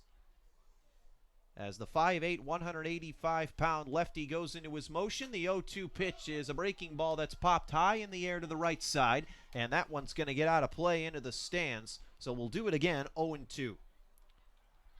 Wincoop has allowed 19 hits on the year, 9 runs, all of them earned in 12 innings, 8 strikeouts, 12 walks. He's walked a batter in 8 of his 10 outings on the season, so he struggled a bit with control as the 0-2 pitch, a breaking ball. Montez thought about it, but wisely laid off. Good discipline there from the Washington State Cougar as he steps back into the left-handed batter's box down in the count 1-2. Wincoop ready, gives the nod to his catcher, Joe Brazil. 1-2 offering. Fastball, just missing. Off the outside part of the plate, 2-2.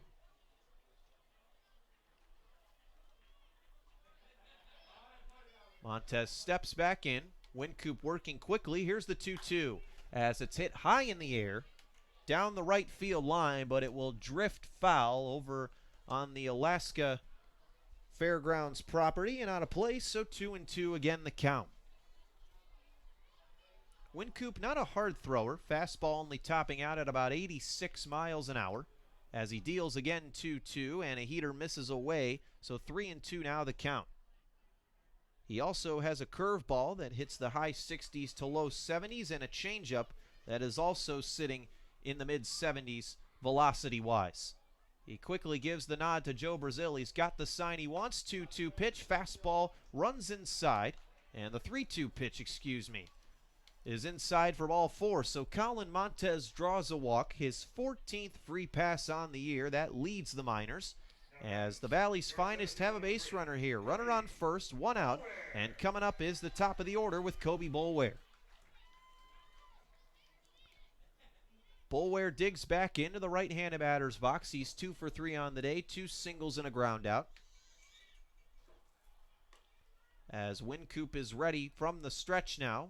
First pitch, breaking ball, drops in for strike 1.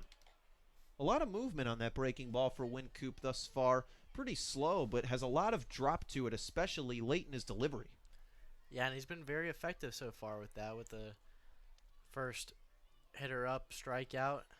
Gave up a walk, but got ahead early in the count with 2 called strikes, and now sits here with a 1-1 count to Kobe Boulware.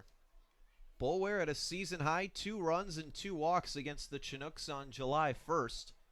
Has 2 hits now on the day against them. Middle infield in double play def as the 1-1 pitch, a fastball that misses low for ball 2. Boulware a tough turn for a double play, arguably the fastest member of the Miners. He already has 7 stolen bases on the year in 8 tries. He can get down the line in a hurry. Montez gets his lead from first as the 2-1 misses high and pops off the glove of Joe Brazil to the backstop. And that's going to allow Colin Montez to move up 90 feet into scoring position. Runner at second now, 1 out, 3-1 count. Our score in the bottom of the 6th. The Miners leading 8-0 They've had control of this one since the opening frame, and they have not looked back. They put up 4 in the first on a grand slam from Cody Huff, 2 more in the second off a 2-run bomb from Eric Webb, and then 2 more in the fifth thanks to RBIs from Cody Huff and Tyler Porter. Wincoop ready as the 3-1 pitch is fouled to the right side, out of play, 3-2. Kobe Boulware's father actually played 4 years in the major leagues. We've talked about how Kobe and his dad, the only father-son duo to play for the minors. His dad was a 7th-round pick by the White Sox back in 1993. Pretty impressive. As Wincoop from the stretch off the left side of the rubber deals 3-2, and Boulware fighting to stay alive as he fouls one off to the right side, again out of play, so again the count full, 3-2. And a lot of different players on this minors team, Nick, have relatives that played in the major leagues. Can only imagine how much they were able to influence some of these players into playing the game of baseball. It'd be pretty cool to have someone in the majors in your family as the 3-2 misses outside for ball 4. Yeah, you see that often with big-time stars. You see their kids, they follow their footsteps in, playing their sport and excelling in their sport. And you see that here with, Colby Boulware. He's a speedy runner, as fast as they get over at first, and playing at Division I collegiate level, could possibly go to the big leagues, following in his father's footsteps, even with this summer collegiate team. And you just enjoy to watch that. As Eric Webb's first pitch is grounded to third, takes a bad hop and deflects off Pate Fullerton.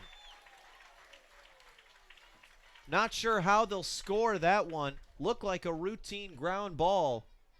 It took a tough hop on Fullerton at third, and as we see on the scoreboard, there is now a 1 in the error column for the Chinooks as Webb reaches base for the 4th consecutive time today, this time on an error from Fullerton, and that one could come back to bite the Chinooks here as the Miners will continue to try to pad onto their lead in the 6th. Aaron Walters steps in, 0 for 2 on the day with a lineout, a strikeout, and a walk. He came around to score back in the 5th. First pitch to him is a breaking ball in the dirt for ball 1.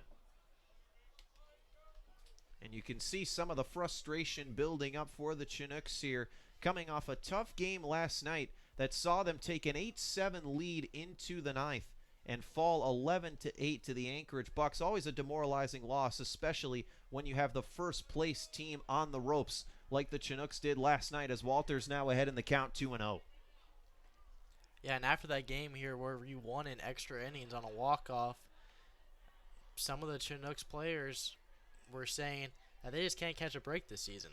As the 2-0 runs inside and plunks Walters on the back. So an RBI hit by pitch for Aaron Walters. That's his 15th RBI on the season. It's the 4th consecutive game he's driven in a run as he trots down to first, and the Miners now lead it 9-0. And Nick, that's a classic case of it doesn't really matter how you do it as long as you get it done. And an RBI for Walters there gives the Miners a 9-run cushion, and they are threatening for more as Justin Kirby steps in, the heart of this Miner order. First pitch to him on the way, a breaking ball that catches the outside corner for a called strike 1. Miners going with their all-white uniforms tonight, Nick, something we haven't seen too much of this year with the green and gold lettering and numbering. I like the gold trim, too, with the all-white. It's a very clean look. As the 0-1 pitch to Kirby catches the low part of the plate, and Kirby couldn't believe that one. He had to pause there just to make sure he heard that one right, as it's 0-2 now. Bases loaded, 1 out. Miners up 9-0. Chinooks going with their blue jerseys tonight with red lettering and numbering and gray pants. The 0-2 pitch to Kirby, waved at and missed for strike 3. So Kirby is set down. He's now 0 for 3 on the night. Bases still loaded, 2 outs, and coming up to bat for the bases loaded with the second time tonight is Cody Huff. Yeah, he has 5 RBIs on the night already, and he can have a couple more here in this situations with bases loaded and 2 outs. He's seen the ball very well today, with 3 hard hit balls, 1 double and a home run, and then a fly out. So he can get it done here with 2 outs. First pitch to Cody Huff misses upstairs for a ball, 1-0. It has been a day to write home about for the youngster thus far, the youngest member of this minor team, as he hears about in the clubhouse on a pretty consistent basis. The 1-0 pitch to him is on the way, and it's in the dirt, and it skips to the backstop. Kobe Boulware is trotting home. He will score, and the Miners have now hit double digits in the run column. They lead it 10-0. So second and third, 2 outs. Still 2 ducks out on the pond for Cody Huff to potentially drive in and add to his already impressive RBI count on the day. He's already got 5 of them. He's 2 for 3 with a double and a grand slam. Huff is ahead in the count, 2-0. 2 men in scoring position. Wincoop gives the nod to Brazil, working from the windup. 2-0 pitch. Fastball misses. Look like a little high and outside, so 3-0 the count. We'll see if Huff is taking here and if he'll wait for a strike as he is facing off against Wincoop for the first time. 3-0 pitch is on the outside, inside corner for strike 1. Still a hitter's count, though, 3-1. Miners 2-1 this season versus the Chinooks. Last game on July 1st ended in 12 innings on a walk-off wild pitch as the 3-1 is fouled to the right side, out of play by Huff, 3-2. I'm not thinking this one will go into extra innings. We've seen some crazy things happen, but this one looks like it will be over in 9. Just get the feeling. It is 10-0, but again, crazier things have happened, so we'll see. Wincoop's ready. Full count offering is on the way, and it's in the dirt for ball 4. So Tyler Wincoop, who has struggled with his control all season, has now walked 3 batters in the inning. He's also hit 1, and Tyler Porter is coming up to bat.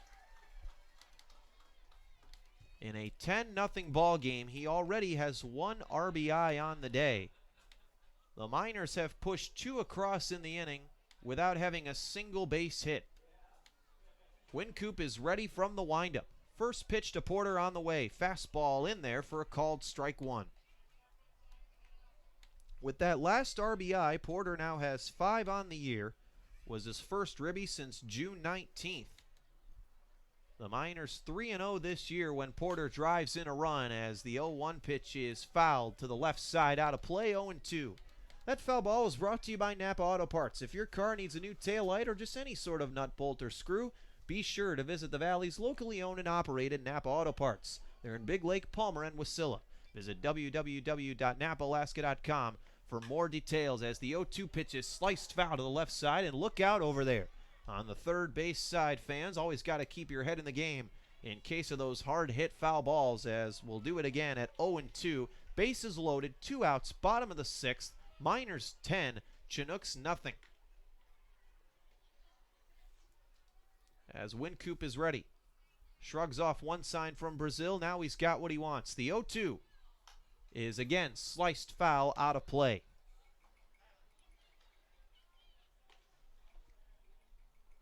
One of the cooler nights of recent memory here at Herman Brothers Field. As to the dismay of many Alaskans, it has been one of the hottest summers on record here in Palmer. The 0-2 pitch on the way. Breaking ball just misses off the outside part of the plate. Wincoop took a couple steps towards his dugout, thinking that he had him with strike 3, but the home plate umpire says otherwise. 1-2. Temperature at game time was around 67 degrees with a slight breeze coming in from center field as the 1-2 pitch, this one catches the outside corner for a called strike 3, and the side is retired. Miners leave them loaded, but they get 2 more in the bottom of the 6th. We are through 6 at Herman Brothers Field, and this one is not much of a ball game. 10-0 Miners in the lead. I'll hand it back to Nick Veland for the 7th, 8th, and 9th innings as the Chinooks come in to bat. New pitcher for the Miners when we return.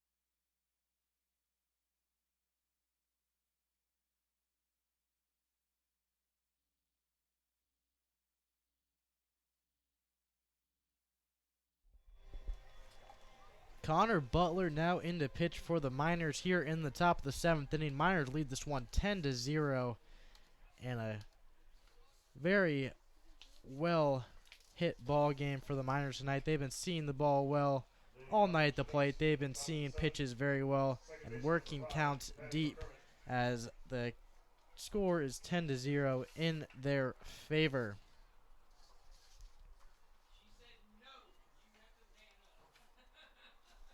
As the first pitch from Connor Butler goes inside for ball 1. Leading off is Patty McCormick.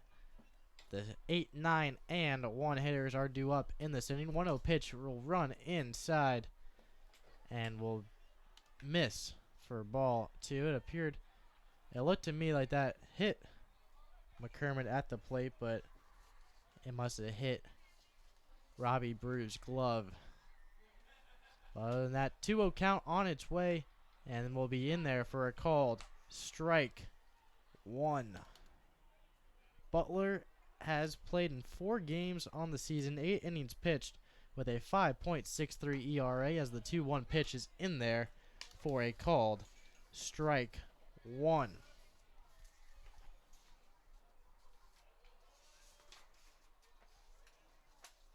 As the count now evens up at 2-2. The 2-2 pitch from Butler on its way will miss inside for ball 3, and the count will go full. McCormick at the plate so far on the season, batting 136 in 17 games played. Coming into this ball game, has a full count against Connor Butler. The payoff pitch on its way, swung on and missed for out number 1.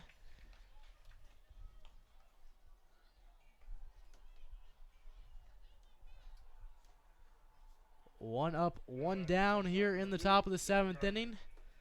Bringing up Dylan Gardner.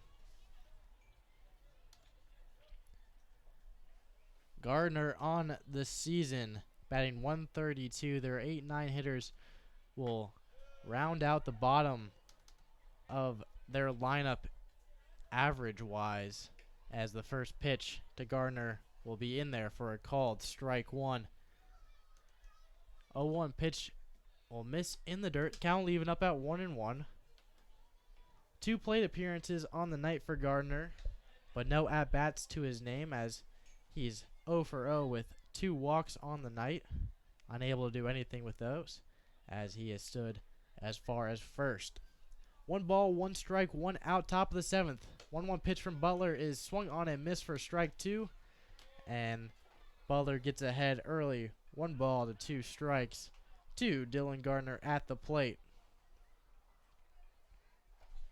as Butler gets ready at the belt. 1-2 pitch will miss in the dirt outside, and the count leaving up at 2-2. Miners after today will have a Friday-Saturday scout showcase down in Anchorage. Those games will not count to official standings, as Butler, the 2-2 pitch will miss in the dirt for ball 3, and the count will go full. On Friday, they will play the Oilers at 1 o'clock down at Mulcahy Stadium in Anchorage. And on Saturday, they will play the Pilots at 4 p.m. as the payoff pitch will miss low and in the dirt for ball 4. So Gardner, for his 3rd time at bat, will get walked for his 3rd time. Pate Fullerton now to step into the left-handed batter's box. 0 for 3 on the night with a ground out in the 1st, a fielder's choice in the 3rd, and a strikeout in the 5th. As he'll see what he can do here in the 7th with a runner on 1st and 1 out. As after those 2 games, the All-Star game will be on Sunday at 4 p.m. with the Home Run Derby happening at 1 p.m. Should be seeing a few Miners in that roster, as the 1-0 pitch is swung on and missed, and the count will leave up at 1-1.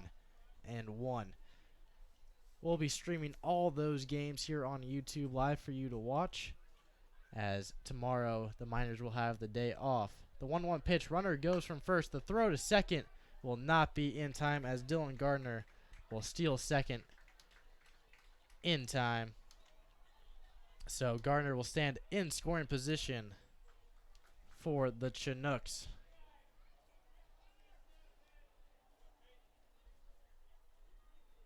Two one count to Pate Fullerton at the plate. Butler ready at the belt. The 2-1 pitch on its way in there for a called strike two. 2 balls, 2 strikes, 1 out in a 10-0 game in favor of the Miners. Dylan Gardner stands at second, threatening to score here in the top of the 7th inning.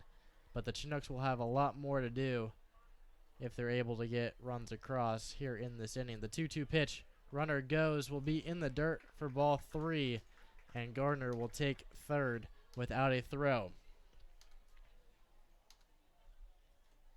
Runner at third, 1 out, and a full count to Pate Fullerton as Robbie Brewer goes out there to have a talk with Butler on the mound. And maybe discussing giving some more looks to the base runners. Butler, also a pretty long delivery from the stretch, a good leg kick. So just trying to tell him, maybe keep those runners a little more in check, give them a couple throws over so that they can steal. Payoff pitch will miss outside for ball 4, so back-to-back at-bats with walks as the Chinooks will have runners at the corners here in the top of the 7th inning. 1 out, and Jess Davis up at the plate. He's 1 for 3 on the night with a double in the first, a fly out in the third, and a ground out in the 6th. As Davis on the year is batting .250 going into this ball game. Fullerton gets his lead off of first. Gardner gets his lead off of third. As Butler toes the mound and looks to get his sign from Brew behind the plate. Butler gets ready at the belt, looks over to first. The first offering to Davis will miss high for ball 1. 1-0 is the count. 1 out here in the top of the 7th inning. Miners lead 10-0 here in the 7th. Butler ready. The 1-0 pitch in there for a called strike 1. The count leaving up at 1-1.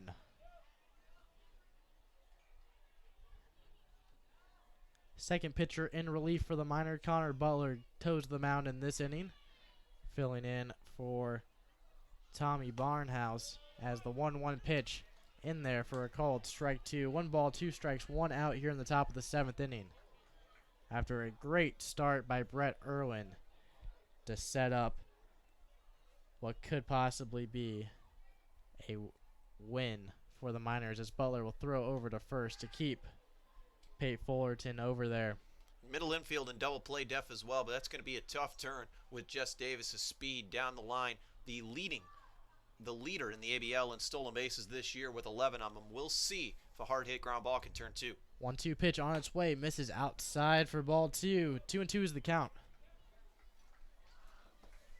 As so far in this inning, the first 3 batters all went to a full count.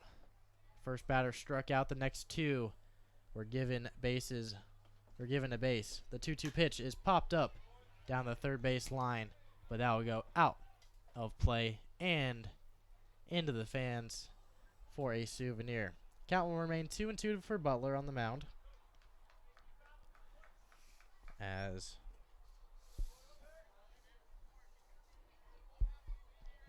the Eagle, Indiana native out of Hawaii University, steps in relief here in the 7th. Runner goes up from first, strike him out, and will throw down to second, not in time.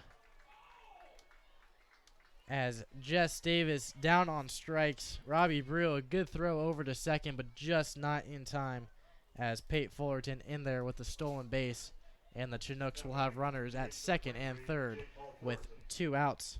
J. Paul Fullerton now up at the dish, as Fullerton, a .259 hitter. We'll see what he can do here with 2 outs and 2 runners in scoring position. Butler looks in, gets his sign, first pitch to Fullerton. Will just miss outside for ball 1. Pate Fullerton at second. Gardner at third. J. Paul Fullerton at the plate. 1-0 pitch on its way is popped up right behind us, and the count will even up at 1-1. Miners lead 10-0. Miners have 10 runs on 6 hits and no errors. Chinooks no runs on 3 hits and 1 error. Connor Butler on the mound with runners at second and third. 2 outs and a 1-1 count to J. Paul Fullerton. The 1-1 pitch on its way.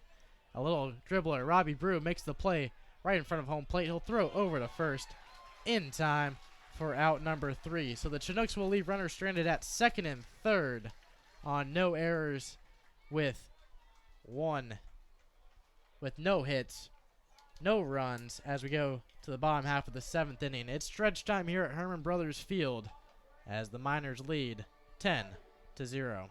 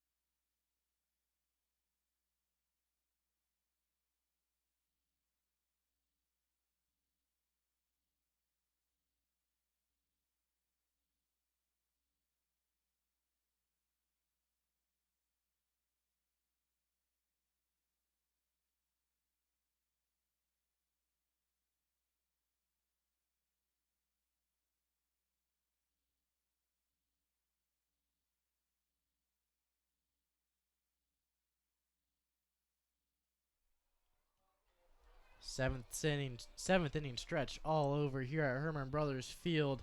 Leading things off is Caden Hogan. The 7-8-9 hitters due up for the Miners. New pitcher for the Chinooks, Joey Levitt, will come in to pitch for the Chinooks. The 6'1", 187 right-hander out of Bree, California, and Arizona Christian University will toe the mound for some relief innings for the Chinooks, as Levitt leads the team in ERA with a 2.65 ERA in 11 games played in 17 innings pitched, as the first pitch to Hogan is driven to left field. Running under it is Trevor Cho, and he'll make the catch in foul territory for out number 1. Robbie Brew now up at the plate for the Miners. Brew is 0 for 3 on the night with a strikeout and 2 pop-ups on the evening.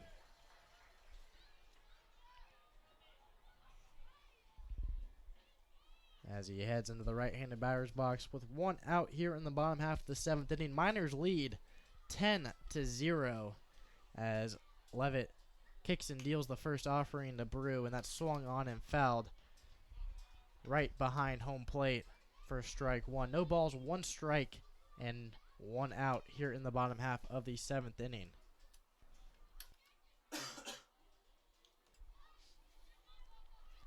Levitt, 0-1 pitch on its way. Is another foul ball down the first base line, but that will go in to the stands for a souvenir, and the count will go to no balls and 2 strikes. That foul ball is brought to you by the Palmer Bar. Now with outdoor seating, you can enjoy a refreshing drink and good friends with outdoors in the Alaskan sunshine. Located in downtown Palmer, the Palmer Bar is a great place to grab a bite to eat and take in the sights. As Brew will be down on strikes.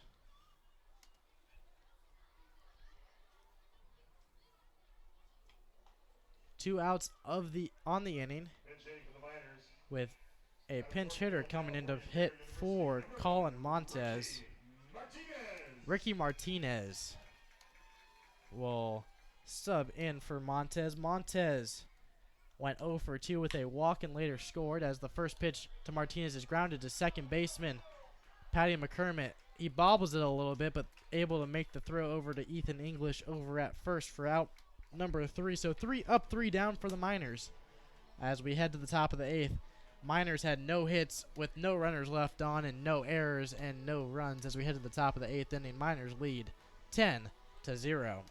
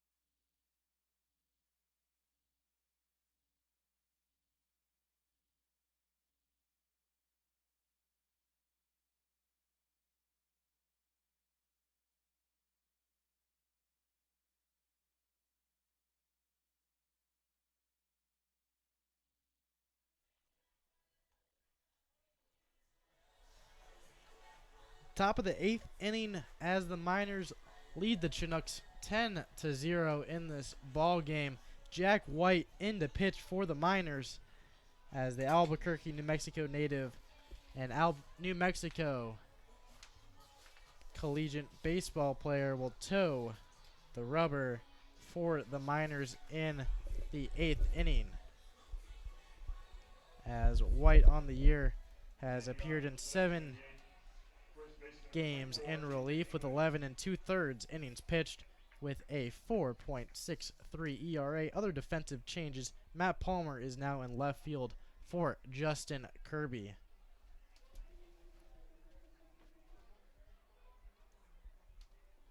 As White gets ready, first pitch on the inning runs inside and will be the first ball of the inning. 1-0 is the count to Ethan English at the plate. English 1 for 3 on the night as the 1-0 pitch is fouled straight back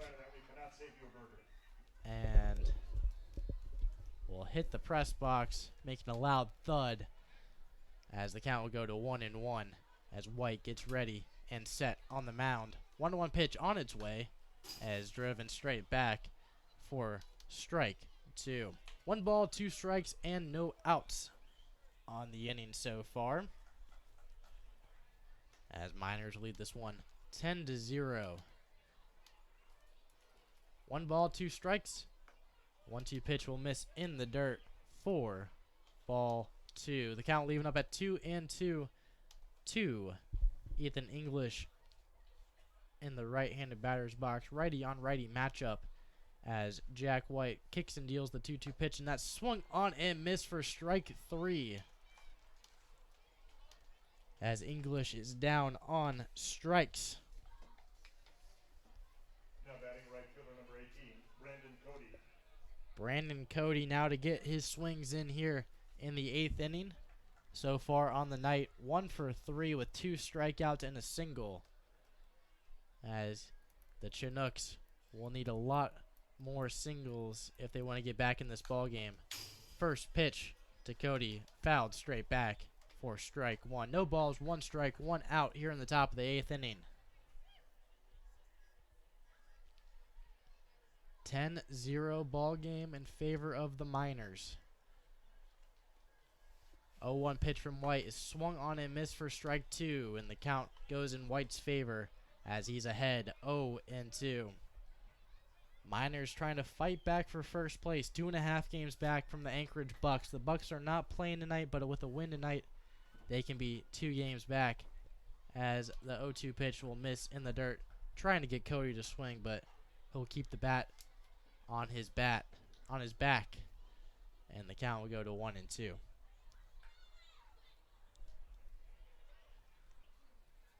One ball, 2 strikes, 1 out.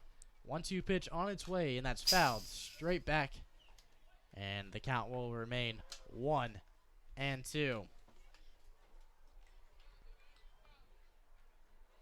Cody able to make some contact on the ball.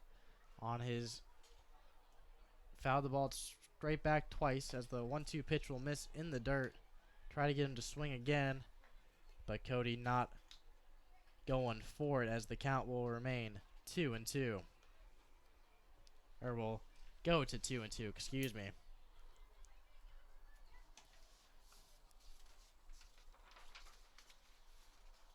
Cody on the year batting .247 in a Chinooks uniform. Has run the count to 2-2. White locks in the sign. 2-2 pitch on its way is a liner to left field. That will drop in front of Matt Palmer for a single.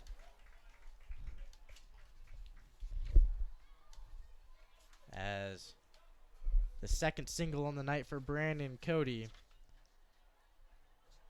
will put him on first with 1 out here in the top of the 8th inning. Joe Brazil steps into the right-handed batter's box. Cody gets his lead off of first as he tries to steal second. The throw way right as that will go in the outfield, and Cody will take third while he's at it.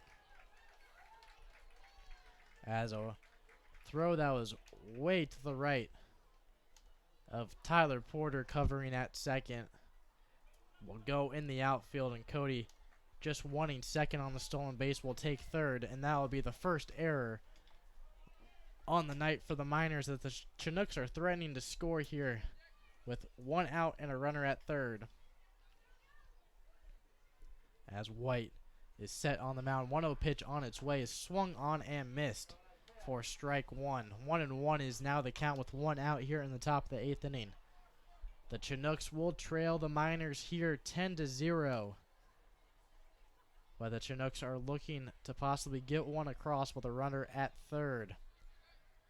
White set on the mound. The 1-1 pitch is a little nubber right back to the pitcher, Jack White. And White will throw it over to first for the second out of the inning.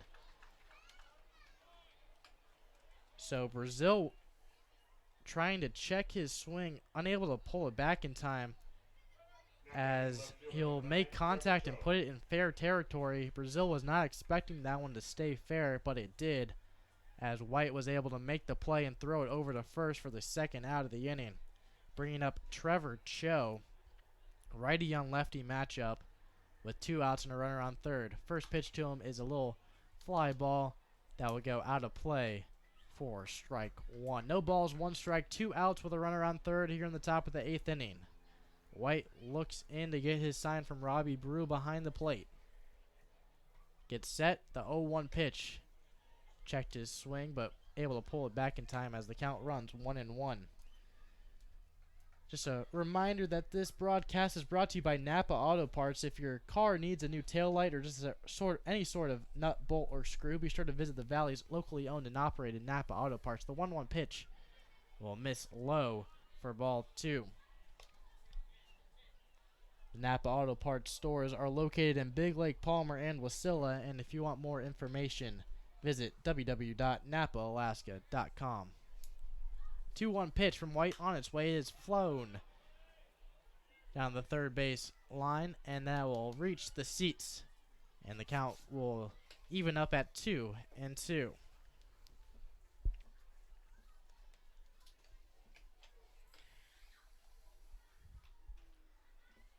Jack White gets set. 2-2 pitch on its way.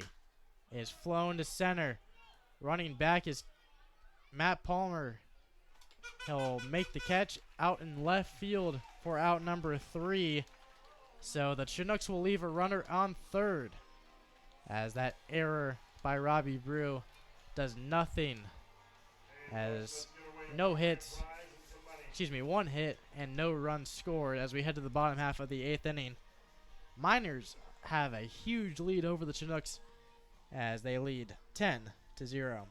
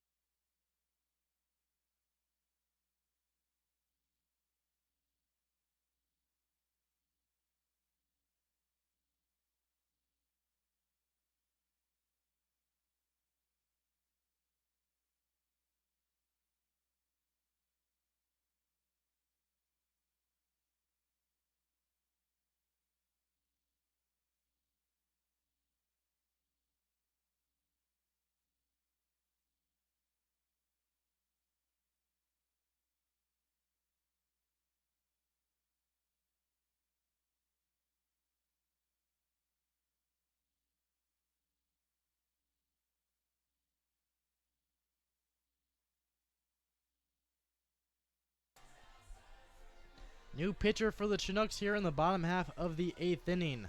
Daniel Freeman toes the rubber for some relief innings here in Herman Brothers Field, as number 44, Daniel Freeman, will get the call of the bullpen.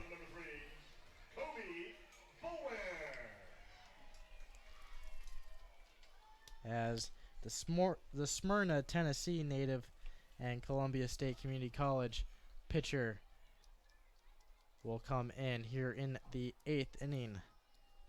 Kobe Boulware to lead things off in the inning, as he has been seeing the ball very well tonight with 2 singles in the 1st and 2nd, and a walk in the 6th, and a ground out in the 5th, as he is 2 for 3 on the night as he gets ready in the right-handed batter's box. First pitch to him will miss outside for ball 1. 1-0 is the count to Boulware at the plate, as he has scored 3 of the 10 runs for the Miners tonight. 1-0 pitch will miss outside for ball 2.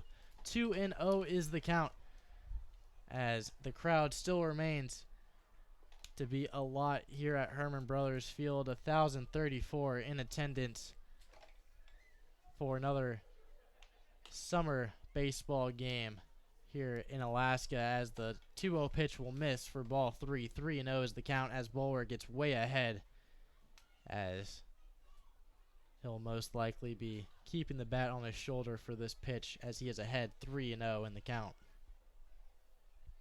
3-0 pitch on its way will miss outside for ball 4, and Boulware takes first. Pinch hitting for Eric Webb is Sam Thompson. Bremen, Georgia native and Kent State University catcher comes in for Eric Webb. And during pregame, the Miners were trying to find someone to sing the national anthem. And Sam Thompson and Ricky Martinez threw up their hands and volunteered to sing that, and they sung it beautifully as the first pitch to Sam Thompson in there for a called strike one, as they were able to step into that role and do it to perfection. No missed words, and that's all you can really ask for when you're put on the spot in that kind of situation. No balls, 1 strike to Thompson. 0-1 pitch on its way. Will miss outside for ball 1. The ball has been getting away from Joe Brazil behind the plate, and these last couple pitches as the count moves to 1-1. 1 ball, 1 strike, no outs to Sam Thompson at the plate. Boulware gets his lead off of first as the 1-1 pitch will miss outside for ball 2. And Sam Thompson back in Kenai when we were unable to broadcast asked for a little shout out, so we'll give that to him here as he told us in pregame of this game that his only goal for the rest of the season, or one of his many goals for the rest of the season, is to get on our post-game show and have a performance well enough to be able to sit down and have an interview with us up here in a post-game interview, victory style, player of the game. And we hope to see that from him later on in these couple ball games. 3-1 count to him at the plate. Boulware gets his lead from first. The 3-1 pitch will miss high for ball 4, and Thompson will take first on back-to-back walks. Boulware stands at second. Thompson stands at first. And another pinch hitter coming up for the Miners. And shooting for your Miners out of Elk California and Long Beach State University, number 8, Tanner Carlson. Tanner Carlson comes in to hit for Aaron Walters on the night. Walters will leave the game 0 for 2, but will reach base twice with a walk and a hit by pitch. As the first offering to Carlson will get away from catcher Joe Brazil, and runners will move up 90 feet. Boulware stands at third. Thompson stands at second. Carlson stands at the plate, as the Miners lead this one 10-0, and they're threatening to make it worse here in the bottom half of the 8th inning. Carlson for the Miners on the season is batting an even 200, as he'll step into the right-handed batter's box ahead in the count 1-0. Daniel Freeman kicks and deals the 1-0 pitch, and that's driven down the first base side, but that will drift foul for strike one. The count leaving up at 1-1.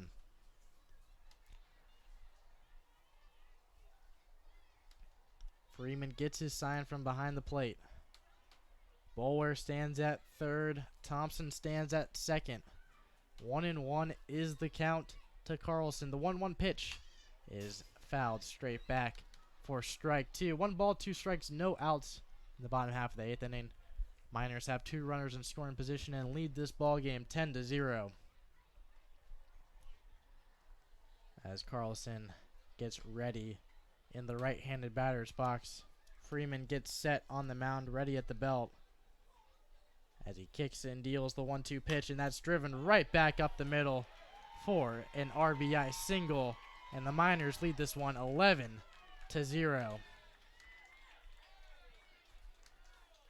Boulware comes in to score from third.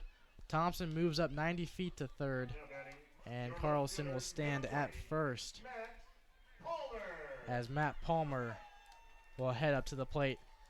He subbed in for Justin Kirby in the top half of this inning defensively, and he'll stand at the plate here now with runners at the corners and no outs. Kirby leaves the game 0 for 3 with a strikeout and 2 pop-ups, and also a walk where he later scored in the first inning. Palmer gets this first at-bat of the ballgame. First pitch to him is popped up out of play, and the count will go to no balls and 1 strike. Carlson stands at first, Thompson at third, as Daniel Freeman led this inning off with 2 straight walks and a single. No balls, 1 strike to Palmer. 0-1 pitch on its way in there for a called strike 1, and Palmer gets behind the count early, 0-2.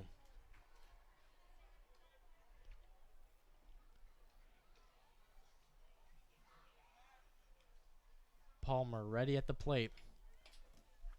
Freeman ready at the belt on the mound. 0-2 pitch on its way, and that's driven into center field, and that's going to drop for another RBI single. And the Miners will extend their lead to 12-0 as Palmer singles it right up the middle, and they are seeing Freeman very well. Back-to-back singles to score 2 runs, and the Miners lead this one 12-0.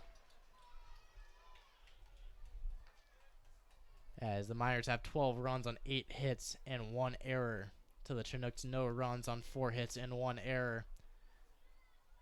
As Freeman gets ready on the mound, Carlson at second, Palmer at first. First pitch to Cody Huff will miss for ball 1. And Cody Huff, outstanding ball game. A double and a grand slam to his name, also with a walk, as he is 2 for 3 on the ball game with 5 RBIs. 1-0 pitch on its way, and that is driven to left field. Back goes Trevor Cho, and goodbye. Cody Huff's second home run on the ball game, as the Miners will lead this one now 15-0, as Tanner Carlson and Matt Palmer come in to score, and Cody Huff will toe home plate for the 3-run home run. So he has a grand slam on the night, a 3-run home run on the night, and a RBI double. Doesn't get better than that, Brandon. My goodness, what a game. And he was just talking about how he had been struggling over these past couple of games or so, just hitting and ran into a bit of a funk. Comes out tonight, 8 RBIs, 2 home runs. Have a day, Cody Huff. Have a day. Tyler Porter now coming in to hit. Miners lead this one 15-0, as things just get worse for the Chinooks, as the 1-0 pitch on its way to Porter will miss low for ball 2. For a kid that has not homered on the season coming into this ball game, stepping up with bases loaded in one situation and runners on first and second in another situation, and knocking both of them out of the park for 2 home runs on the night, it's just insane, as the Miners lead 15-0 as Tyler Porter pops it up down the third base line. Pate Fullerton runs over and makes the catch for out number 1. So unless things go horribly wrong in the top of the 9th inning, Miners will get this victory and be 2 games back out of first place. And for them to make playoffs after this win, they will have to win 5 games out of their last, as they have many opportunities to get those 5 wins. And it also depends on the Chinooks. So if the Chinooks lose and the Miners lose, they will still get another game to their credit, as they're most likely going to be clinching a playoff spot in the next couple ball games, as the 0-1 pitch will be in the dirt for ball 1. 1-1 is now the count. As in this upcoming week, the Bucks should be clinching, the Miners should be clinching, and the Pilots will probably have to wait a little bit longer to clinch a playoff spot, and then the Oilers and Chinooks will be battling it out for that 4th spot as the season gets deeper and deeper and closer to its 44th game, and ready for the playoffs on August 1st. A lot to happen up until then, and we'll be with you all along that way here on YouTube Live. 1-1 count to Caden Hogan. Will miss outside for ball 2, as the count goes to 2 balls and 1 strike, 1 out here in the bottom half of the 8th inning. 5 runs have already come across, as the Miners lead 15-0. 2-1 pitch is popped up out of play, and the count will even up at 2-2.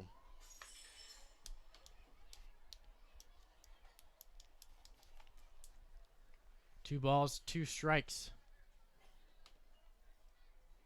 as the crowd begins to thin out here, as they've seen the Miners dominate, as the 2-2 pitch is swung on and missed for strike 3 and the second out of the inning. For how well the Miners have been doing in this ball game, their bottom half of the order has been struggling. The 7, 8, and 9 hitters have not hit a single hit on the entire ball game. Only one walk from Colin Montez. But as long as everyone else does their part, they're able to step up and have an extremely big win here at 15-0. 1-0 count here in the bottom half of the 8th inning. Robbie Brew up at the plate. 1-0 pitch on its way. In there for a called strike 1. The count leaving up at 1-1. Miners have 15 runs on 9 hits and 1 error. So the Chinooks no runs, 4 hits, and 1 error through 7 2/3 innings. 1-1 pitch to Brew. Will miss inside for ball 2. 2 balls, 1 strike, 2 outs here in the bottom half of the 8th inning. Brew 0 for 4 on the ball game with 2 strikeout swingings and 2 pop-ups in the infield. As Brew gets ready at the plate, the 2-1 pitch will miss up and in for ball 3. Hitters count now to Brew at 3-1. Daniel Freeman on the mound so far in this inning has 5 earned runs to his name. As the 3-1 pitch will miss outside for ball 4, and Brew will take first. Now batting, your designated hitter, number 11, Ricky Martinez. Ricky Martinez now up at the plate,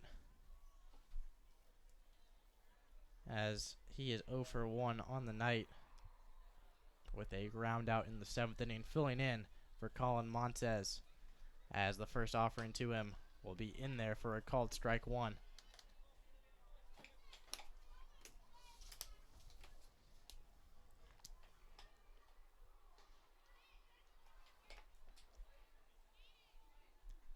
One 0-1 pitch misses outside, will hit the outside part of the plate for strike 2. Excuse me, no balls, 2 strikes, 2 outs in a 15-0 ball game here in the bottom half of the 8th inning. Robbie Brew over at first takes his lead. 0-2 pitch to Martinez will bounce over the catcher, Joe Brazil, and Brew will jog over to second with the wild pitch, as Brew stands at second in a 15-0 ball game.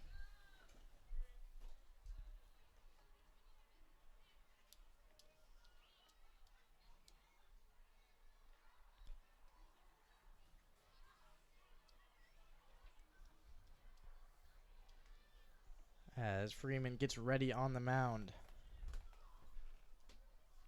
1 ball, 2 strikes, 2 outs here in the bottom half of the 8th inning. 1-2 pitch goes high, and the count will leave up at 2-2. 2's on the board. 2 balls, 2 strikes, 2 outs, with Ricky Martinez at the plate and Robbie Brew standing over there in second. Freeman ready at the belt on the mound. Gets his sign, the 2-2 pitch will miss in the dirt for ball 3, and the count will go full.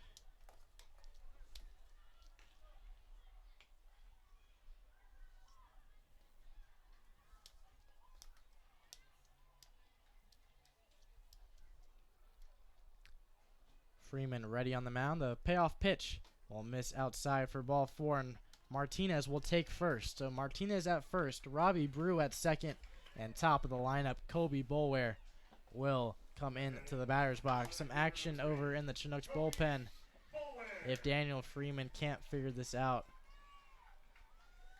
as Boulware steps up to the plate. Boulware on the night is 2 for 3, excuse me. Has 2 walks and 2 singles to his name, as catcher Joe Brazil has a talk with Daniel Freeman in this ball game. And Brandon, what have you seen tonight other than the fact that the Miners are hitting incredibly well, that the Miners have been doing very well? Well, they've also been very patient at the plate. They've waited for their pitches. A lot of walks from this Chinook pitching staff as Boulware flies one out to right field. But as they always say, When your enemy's making mistakes, don't interrupt them, as that fly ball will retire the side. But a lot of pitches out of the zone, only 9 hits compared to 15 runs, so a lot of these base runners have come via hit by pitches or walks. Good patience by the Miners as well to only swing at pitches that they can hit. As we'll head to the top of the ninth, 15-0 the score here in favor of the Miners.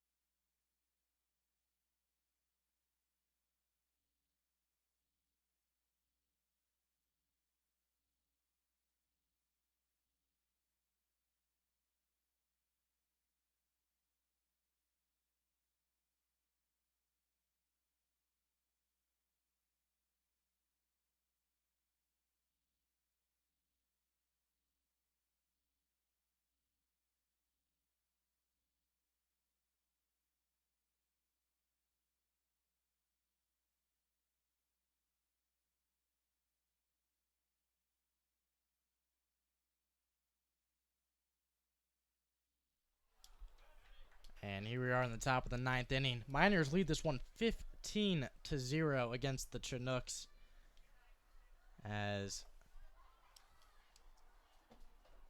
the first pitch from Jacob McNary on the mound will be in there for a call. It's strike one. McNary coming in to pitch here in the ninth inning, as he has been the go-to man for the Miners in the ninth. 0-1 pitch is popped up. Should stay in play as Robbie Brew is under it and will call off Carlson for out number one. McNary has allowed no earned runs in his entire Alaska Baseball League season, as he gets the first out of the inning with Dylan Gardner coming up to the plate. He has had no at-bats in this entire ballgame, but 3 plate appearances, as he's walked in every single one of them. First pitch to him is in there for a called strike one. And McNary has a little extra motivation to pitch here, as the 0-1 pitch is lined straight back for strike two, as his family made the trip all the way from Alabama. Also, his girlfriend is also in attendance to watch Jacob McNary on the mound here. Ahead in the count, 0-2 here in the top of the ninth inning, as that is a little miss low for ball one. McNary thought he had him there. Umpire says otherwise, as the count moves to 1-2. And it's always good to pitch really well in front of your family. Well, it's always good to have them up, as the 1-2 pitch misses outside, and we're seeing that with a lot of these players. A lot of the families making the trek up here to Alaska and showing the support. It's really a once-in-a-lifetime trip, just seeing all of the scenery and get to watch some good Alaska Baseball League action. 2-2 pitch misses outside for ball three, and it's not just the players that are looking at, they're also looking at the broadcasters, as both of our families has made the trip up to visit us. Your dad's here right now, as the payoff pitch will be lined to right field and will drop in front of Matt Palmer, as Palmer will move over to right field to start off this inning for a 1-out single. Top of the lineup, Pate Fullerton for the Chinooks, as he will come in and get into the left-handed batter's box with a man on first. As the Chinooks are down 15-0, they'll need quite the rally to have a chance in this one. As McNary kicks and deals first offering to Fullerton, will miss outside for ball one. 1-0 is the count to Pate Fullerton. Fullerton on the day, 0 for 3 with a walk. As the 1-0 pitch will miss outside, and Fullerton gets ahead in the count now 2-0. As I mentioned before, Miners will have 2 games this weekend. On Friday, they'll face off against the Oilers, and then Saturday against the Pilots. Those games will not count, as Gardner will steal second with no throw, as the 2-0 pitch is in there for a called strike one. That is the scout showcase down in Mulcahy. A lot of MLB scouts and other types of scouts down there to watch these players and get a few notes on them, as the 2-1 pitch is lofted down left field. Running over is Sam Thompson, and he'll make the catch for out number 2. And then following those 2 games on Sunday, the Home Run Derby is at 1 p.m. Following that is the All-Star Game. As after this ball game, Cody Huff could have a word in for the Home Run Derby. Well, potentially. I mean, 2 dingers today, 8 RBIs. He's been hitting the ball very well. A little bit of a slide to start July, but this game has certainly been a good slump buster for him.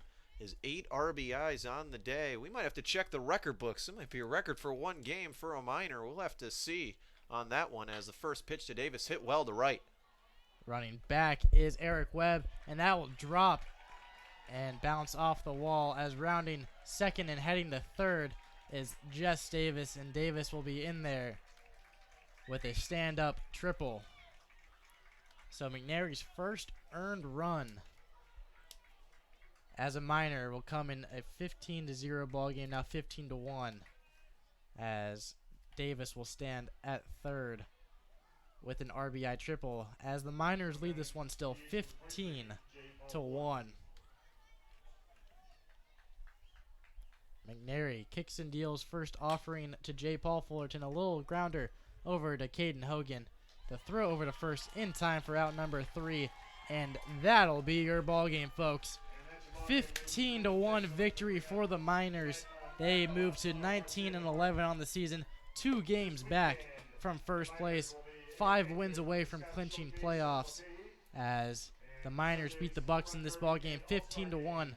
Following this broadcast, we'll have the post-game interviews with should-be head coach Tyler LeBron with player of the game. Safe to say it's going to be Cody Huff, as we'll have all that for you coming up shortly here at Herman Brothers Field. Great game for the Miners as they end the night with 15 runs, 9 hits, and 1 error. Chinooks 1 run on 7 hits and 1 error, as Miners win this one 15-1, extend their home winning streak to 10, as that'll do it here at Herman Brothers Field. Miners win 15-1, and we'll have post-game interviews coming up shortly.